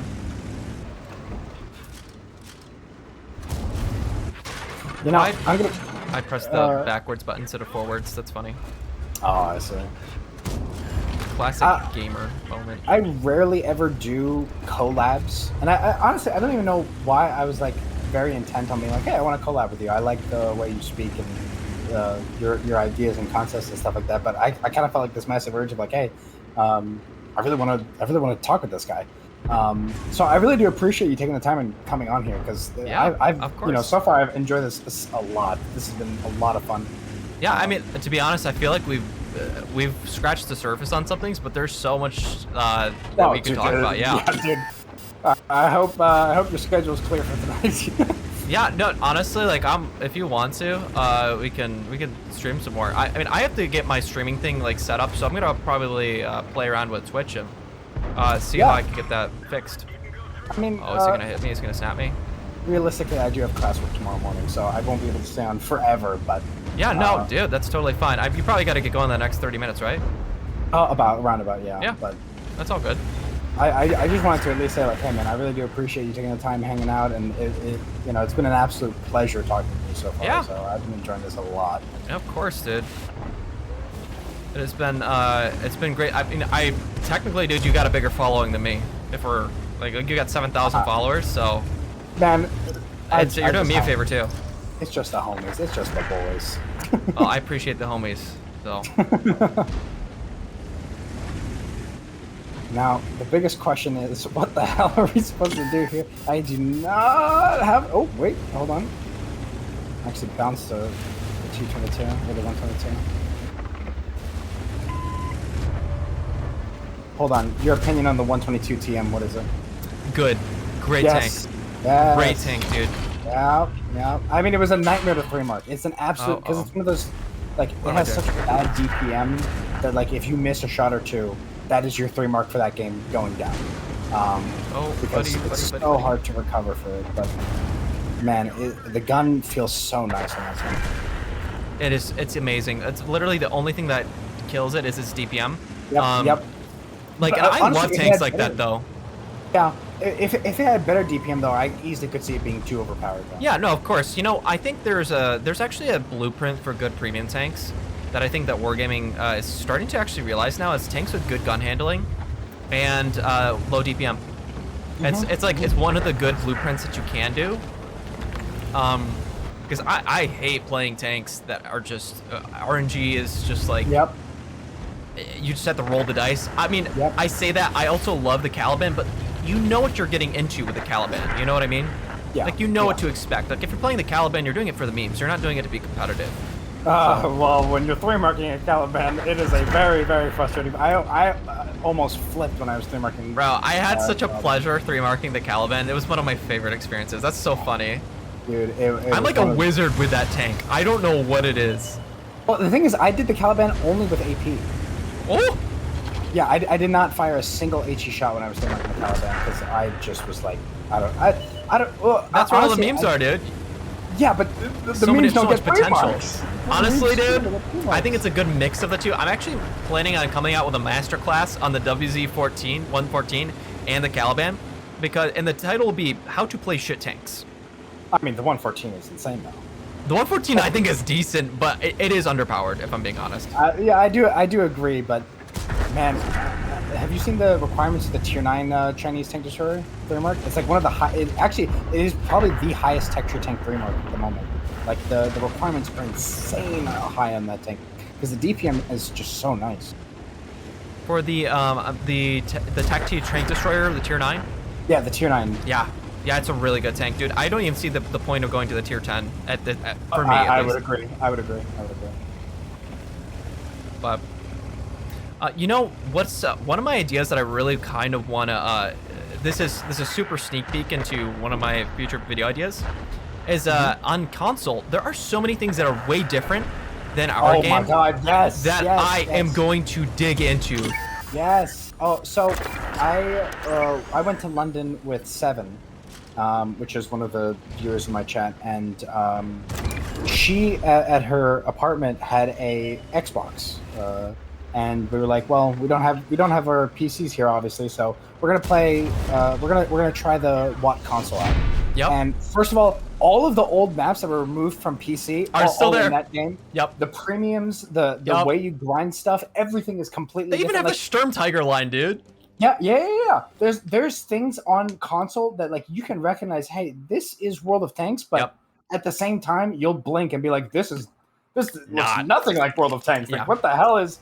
What is any of this? Like the what tanks are meta, what tanks are not are completely different. Yes. Some tanks are still as busted as they used to be on PC back in the day, and other tanks are like, you would think, hey, this is meta on PC, are completely unusable on console. Yeah. It's a completely different experience. I think it's such a it's actually very refreshing, and I think there's actually a lot that we could learn from console. One of the ideas that they have done with their monetization, which I think is so cool, and it proves that it works because it's on console as well, is the Caliban has 2 gun choices. Did you know this? I did not know. Isn't that insane? So it has 2 gun choices. It has the single shot and it has the double shot. The double shot is obviously it's the same exact dispersion and derpiness as we have on for our version of the game. But the single shot has slightly better aim time, slightly better accuracy, and you're able to use intuition more effectively. And what that means is, because the big problem with the Caliban is you can't switch to intuition for the right shell. So you're either stuck with HE or you're stuck with AP, and where you could have penetrated with HE. And I always find that so frustrating. It was like, wow, that would be really fun to play with the Caliban with something like that. So I was thinking, it was like, would this ever work in PC? And I originally floated the idea on Reddit. A lot of people they like the idea of multiple gun choices for like normal tanks. For example, like the Grill 15 having the 128 centimeter from the Waffle. Yeah. I think that would be awesome. But then people are like, I'm not so sure about premium tanks. Like, wouldn't they want to make a new premium tank? And it seems like a okay idea to just make a whole new premium tank. But I think we're actually at the point with monetization that I don't think people would end up buying the second version of it, and I think that's evidenced by how rare the Gonzalo is. You see it. Not a lot of people play it. I do agree with you that gameplay wise, I think it would be very interesting to see something like that. But I think business wise, from Wargaming's perspective, tanks like the Gonzalo or like these tanks that are like the exact same statistics but just a different visual cover are kind of just filler tanks for boxes. Because the boxes are really the things that sell.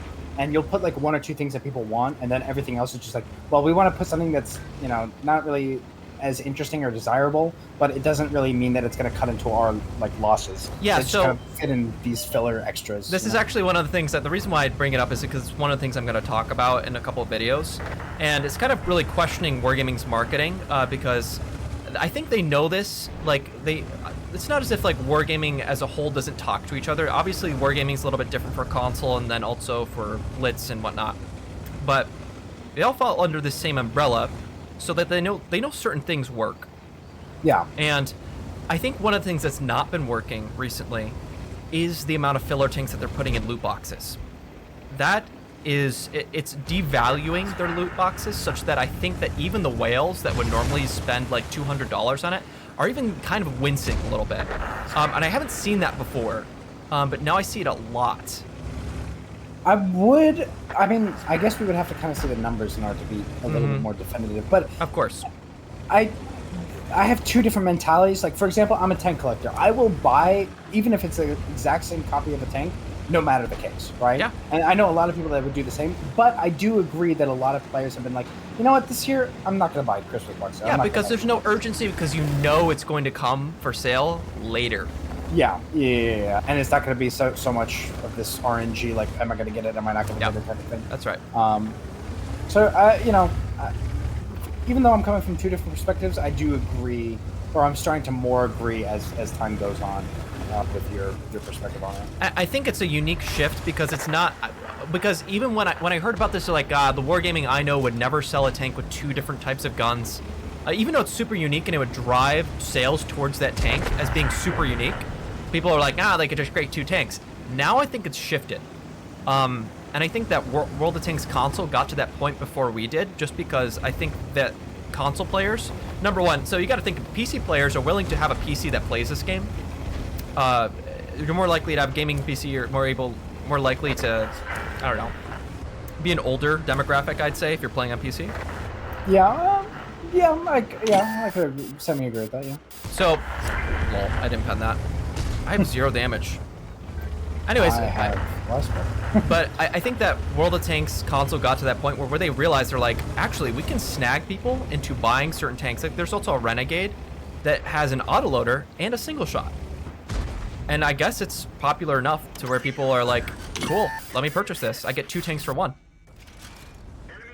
Yeah. I think they might have attempted doing something like that with the Rudy, right? Because there was 2 different countries, except instead of the entire aspect, That's right. You're changing your gameplay, you're changing what type of crew you're grinding for, which I guess is not as desirable, especially the fact that it was a tier 6. But it adds value though, and I think that's the main principle I'm getting at, is that like you have, because you're devaluing the boxes, like like say reskin premiums, like the reskin premiums, for example, I think are a great example of Wargaming shooting themselves in the foot, because if you're a person who already is a tank collector like yourselves, and you're looking at the Project Ion, you're like, dude, I don't want another Skoda T56. It's nice for front lines to load into the same exact tank 1-to-1, but other than that, it's pretty much useless to me, and it devalues your immediate like want to spend money on those boxes. Yeah. I could see them being like, okay, how about we tweak a couple statistics on the Project Ion so that it's actually a tank that is really cool to get. It's like, instead of being 460, it's like 440 alpha, but with better gun handling than the normal Skoda. And I could see people possibly going for something like that. You also have to kind of, we also have to think about the perspective of like, what is Wargaming's plan, right? Because it's like, if they are thinking of, okay, taking the time to balance a vehicle or create a new vehicle. I was thinking of that too. It takes a lot of financial resources, right? And a lot of time. Yep. It's a lot faster to kind of just slap on a skin, and a lot cheaper for the company to just be like, hey, this is a vehicle that has already been tested. It's already been balanced. It's already been gone over. Absolutely. All we have to do is just put a new skin, give it a new ID, and ship it out, right? So I was also thinking of this same exact point. You know, I think the one counter example that I can point to is the T832. Do you know that tank? Yeah. And you know what? It's such an interesting, perfect premium tank to point to, because they did almost 0 testing for this. All they did was lower the DPM. They upgraded the gun handling. Like, dude, we know what to expect for the T832 because it's a tank that's been on the servers forever. So if essentially, let's say that like let me go to my Skoda right now. I have, I think, 2,200 DPM. Let's say I give the gun, I think right now it has 0.23 moving dispersion. Let's say I give the gun 440 alpha instead, but I give it 0.2 dispersion instead. Now we have something that's more similar to the tier 9, but it has less DPM than the existing Skoda T56. Yeah, that'd definitely be. Nominally, it's actually worse, but it becomes slightly better and more consistent. It falls under a different type of play style that right. is more attractive to different players. That's right. Some players would be more focused on close range brawling with the standard T56, and other players would be more focused on a little bit more of a medium range type of engagement. So I definitely I didn't think about that. That's a very good idea. So that like so this is actually one of the I'm doing a video on loot boxes and reskin premiums because I think it's a point that has been glazed over by a lot of people. So yeah, I'll probably be sharing that what I just shared with you and what I just shared with chat in my video as well. So yeah. But, I'm gonna be curious to see, because I don't know, Wargaming. It's kind of the idea of like, what is Wargaming's goal with all of this at the end of the day? Because if they're really just thinking like, hey, look, we're not even willing to take the time to do that. We're just gonna we want the cheapest method. It doesn't not make sense as a business. Yep. But that is a fairly good point. I feel like the only thing that would be a negative about doing that with other vehicles is that there's always this slight risk of like, oh shit, we changed this one aspect of it, and it fits the playstyle that is just so, Ooh, yes, let's go. Good spotting, man. Oh, very nice. It changes the playstyle just enough to make that tank insanely good, right? Like, Yeah, of let's say, course. for example, the 122 TM, right? Let's say they lower the alpha a little bit, but they 320. make the they make the reloads like quite a bit faster, right? Yep. And then it would, all of a yes. sudden, that tank is just insane gun So- handling. And you know, even though you lose a little bit of alpha, you're still just firing so much more. That tank's right now. Would only do the type. What I just said right here is something I would only do in tanks that are very well tested already, and only in a nerfing way. So the exact thing that I said, like nerfing the DPM, is exactly what I would probably do.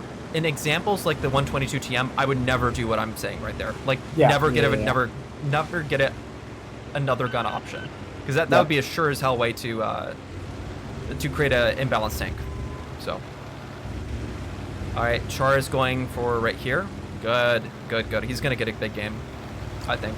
If he manages, as long as he gets past the halfway mark and doesn't get hit, yeah. Yep, he's got it. I got it too. And I got mine too. We all got what we wanted. Yeah. Wow. AMBT spotted. Wow. Okay. This is good. Yeah, you'll see some standard bush right there. Shame we don't have any artillery actually this game. I don't say that very often, but this is one of the times where it's really nice. I can live without it. Yeah, me too. But what was I gonna say? I had something interesting to say, but now I don't remember. Well.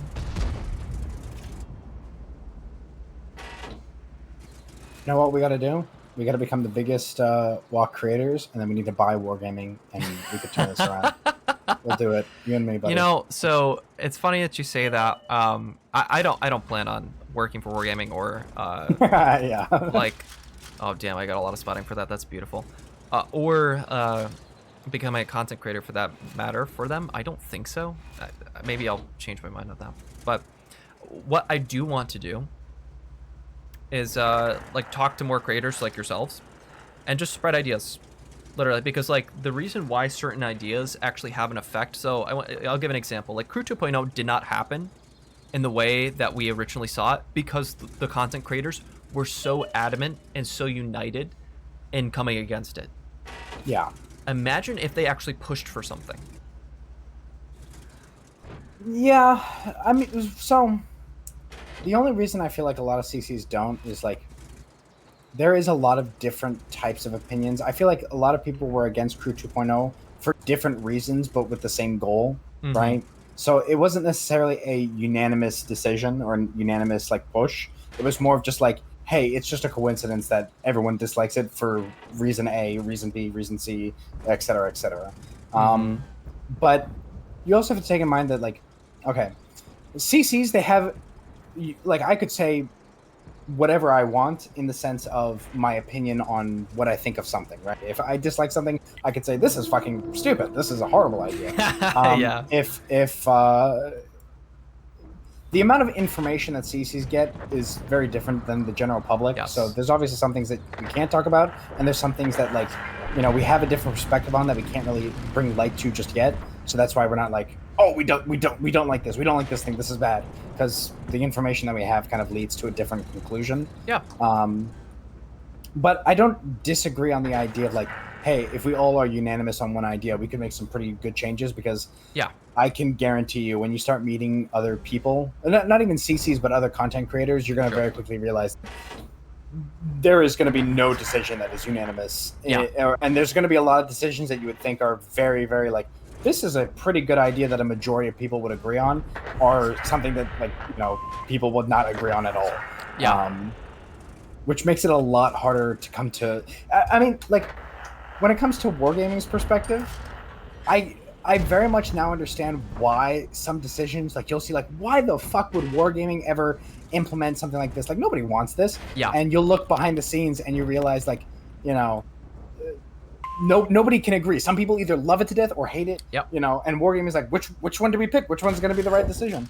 I think it's both a content creator thing and a community thing that World of Tanks players cannot come to an agreement on what we want specifically on anything.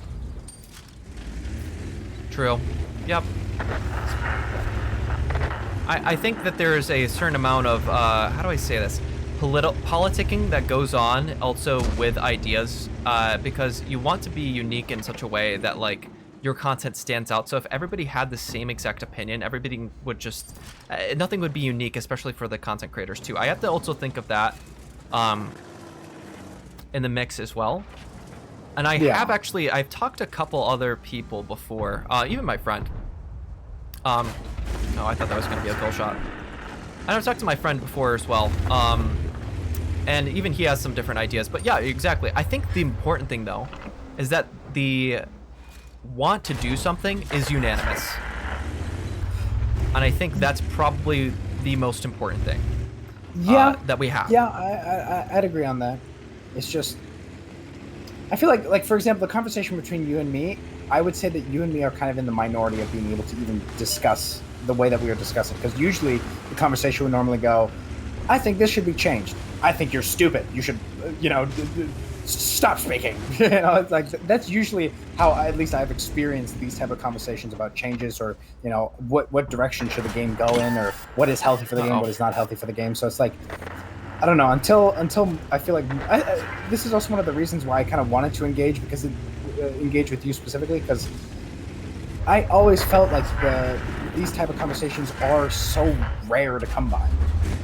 These type of conversations are very, very hard to maintain, or You know what's so funny is I have had whether it doesn't matter what space I am in, I've been told the same exact thing, as that like I am like, if one thing I know what I'm good at is coming to not a majority opinion, but it's coming to an opinion that is just moderate in every single approach. That's the reason why I was actually decent at doing politics as my major. Like I did poli-sci, and there's a reason for it, because like I'm able to sift through ideas and understand why people like certain things, and then come to like a general problem solution that includes most people. Now, like for something like artillery, like there's a good, I don't know, 15-20% of players who don't want any changes done to artillery. But there's no way in hell that I would ever have an idea that just caters towards like 20% of the players, Yeah. That's unfair. Yeah. Ban them all. You won't have to cater to 20% if the 20% doesn't exist. Yo, I actually had a pretty good game there. Damn. Okay. Hey, nice. I mean, of course you did. The map's perfect for you. The map is perfect. I better have a good game, man. My chat thinks that I'm now ignoring all of them. So I'm so sorry, chat. No, well, they think that I stopped streaming and this is all recorded last year. So. That's kind of funny. They feel lonely now. I have to. I'll put a hi in the chat just to make sure that they feel like I'm still. No, now they can't blame me for recording, unless I was recording this a year ago and then waiting for the moment that I said I'm going to say hi in chat, and then in the now time. Okay, it is too complicated to think about. I'm not. I'm sober right now. I can't think about stuff like that. Bull. Inception, yeah, basically. Something like that. Yeah. I'll buy WoT Plus if they ban all SPGs. I think Wargaming's profits would go through the roof for... Whew. They really would. It's always a funny idea whenever I hear that, like, there should be a separate queue for, like, for artillery where they just play against each other. Or, like, if people don't want to play artillery, there should be an on or off switch for it. I'm just like, yo, that is such a great dream idea. But the reality is everybody would turn the switch off for artillery. Yeah. Except for, like, light tanks like EBRs, they would be like, oh, yeah, I want to farm some artillery or something like that. But, like, nobody would want the artillery anymore. So it's just, I think that's very telling, too. So. Yeah.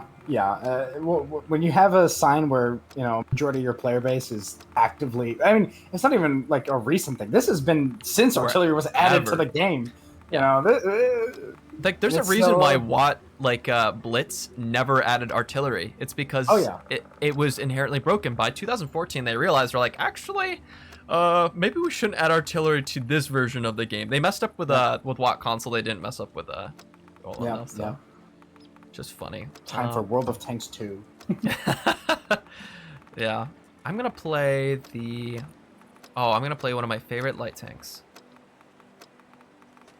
Right All right. here. I think I am gonna have to say that this is gonna have to be my last one, Yeah, my that's all friend. good, man. That's all good. Again, I did very much enjoy this entire interaction. I'd love to do more stuff like this again with you in the Yeah, future if absolutely. you're ever down to. Yeah, Perfect.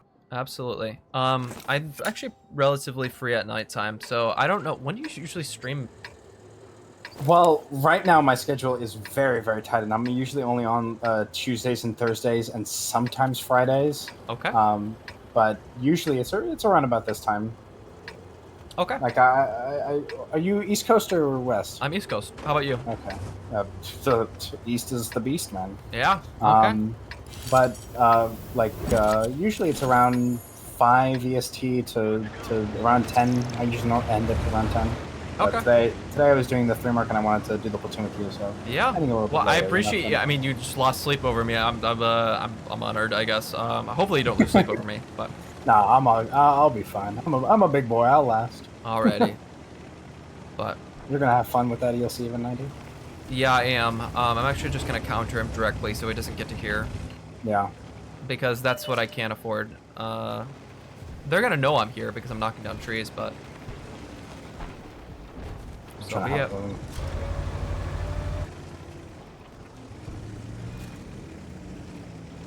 Yeah, there we are. That's one way to scout. I didn't even get spotted. It was moving and fired on the move. Still didn't get lit by him.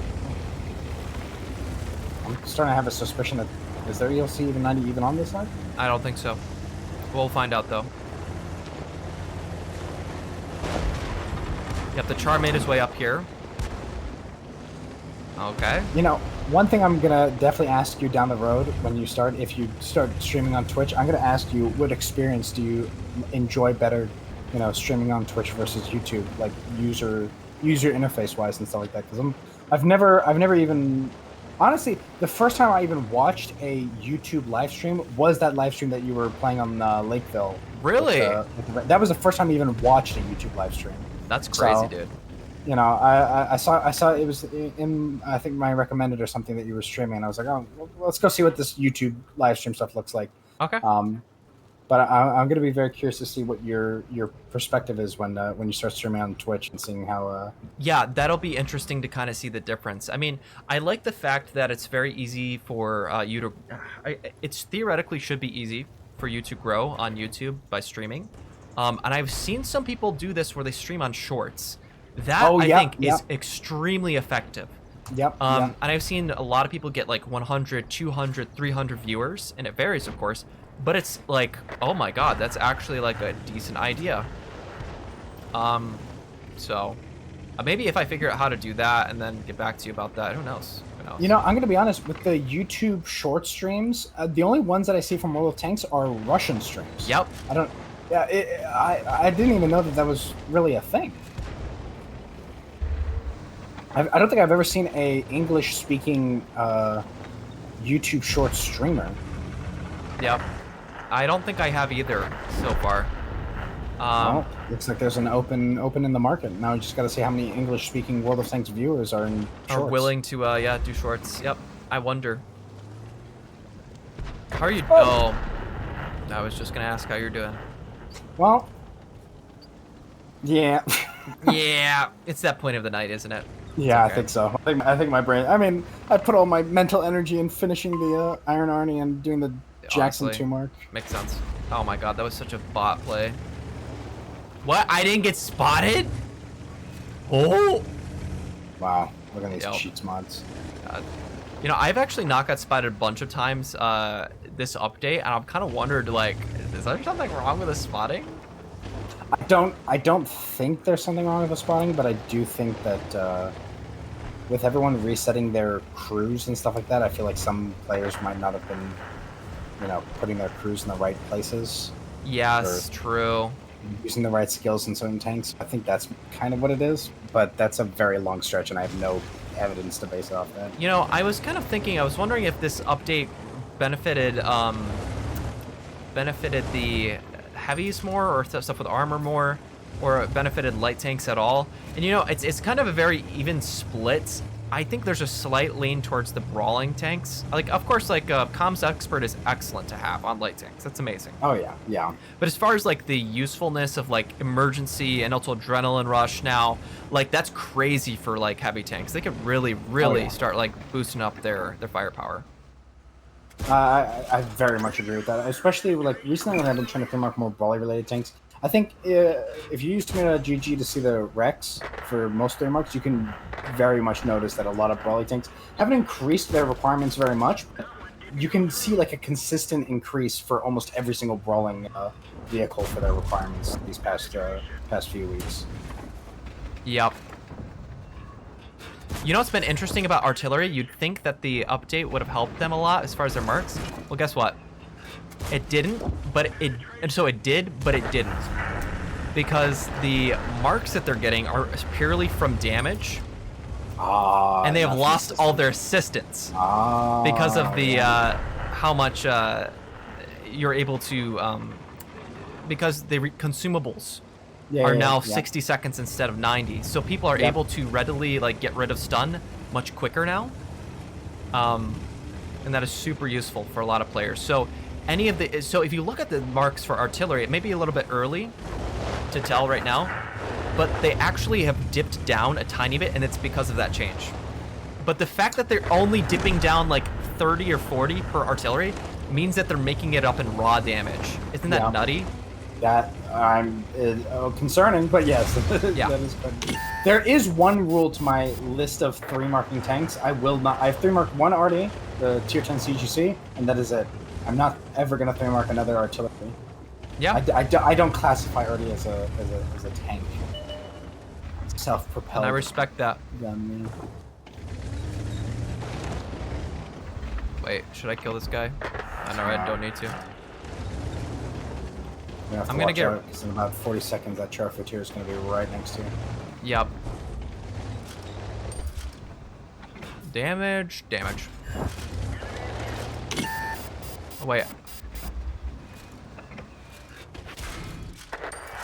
Okay. Well, they all know where I am.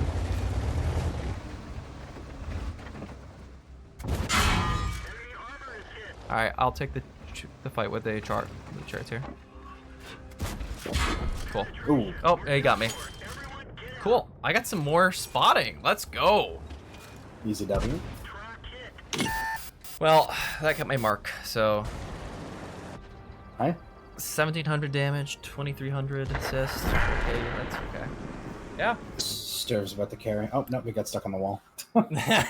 Yeah, that's about right. Oh, all right, my man. This old guy's got to go rest. Yeah. Yeah. You mean this young guy? Oh man. I mean, most people when they see me, they think I'm a divorced 35-year-old dad. Damn. That, I think it's the beard, dude. It's just the beard. I think, yeah. Well, the thing is, there's no winning. If I shave, I look like I'm a 14-year-old boy, and if I don't shave, then I look like I'm, at death's door. Well, I hope you get some good rest, man. We'll have to do something like this in the future. Yeah. So we'll stay in touch. All right. That sounds very good. Thank you very much for your time. Thank you for being here. Yeah. Chat. If you can, please give a massive thank you. And let me quickly link your YouTube channel one more time so that you can go check it out. Hold on. Hold on. Let me go find the link. I appreciate the shout out, man. And thank you, chat, for listening to us blab. I know you felt a little bit ignored. Next time we'll try to be a little more interactive. So yeah, go give him a sub on the YouTube and check out some of his videos. If you enjoy my type of view on the game or my type of content, you'll almost definitely enjoy his. So yeah, people poggers. Other than that, I'm gonna be heading out, and you have a good night, bro. Yeah. All right, man. Take it easy. You too, bro. Have a good night. Peace.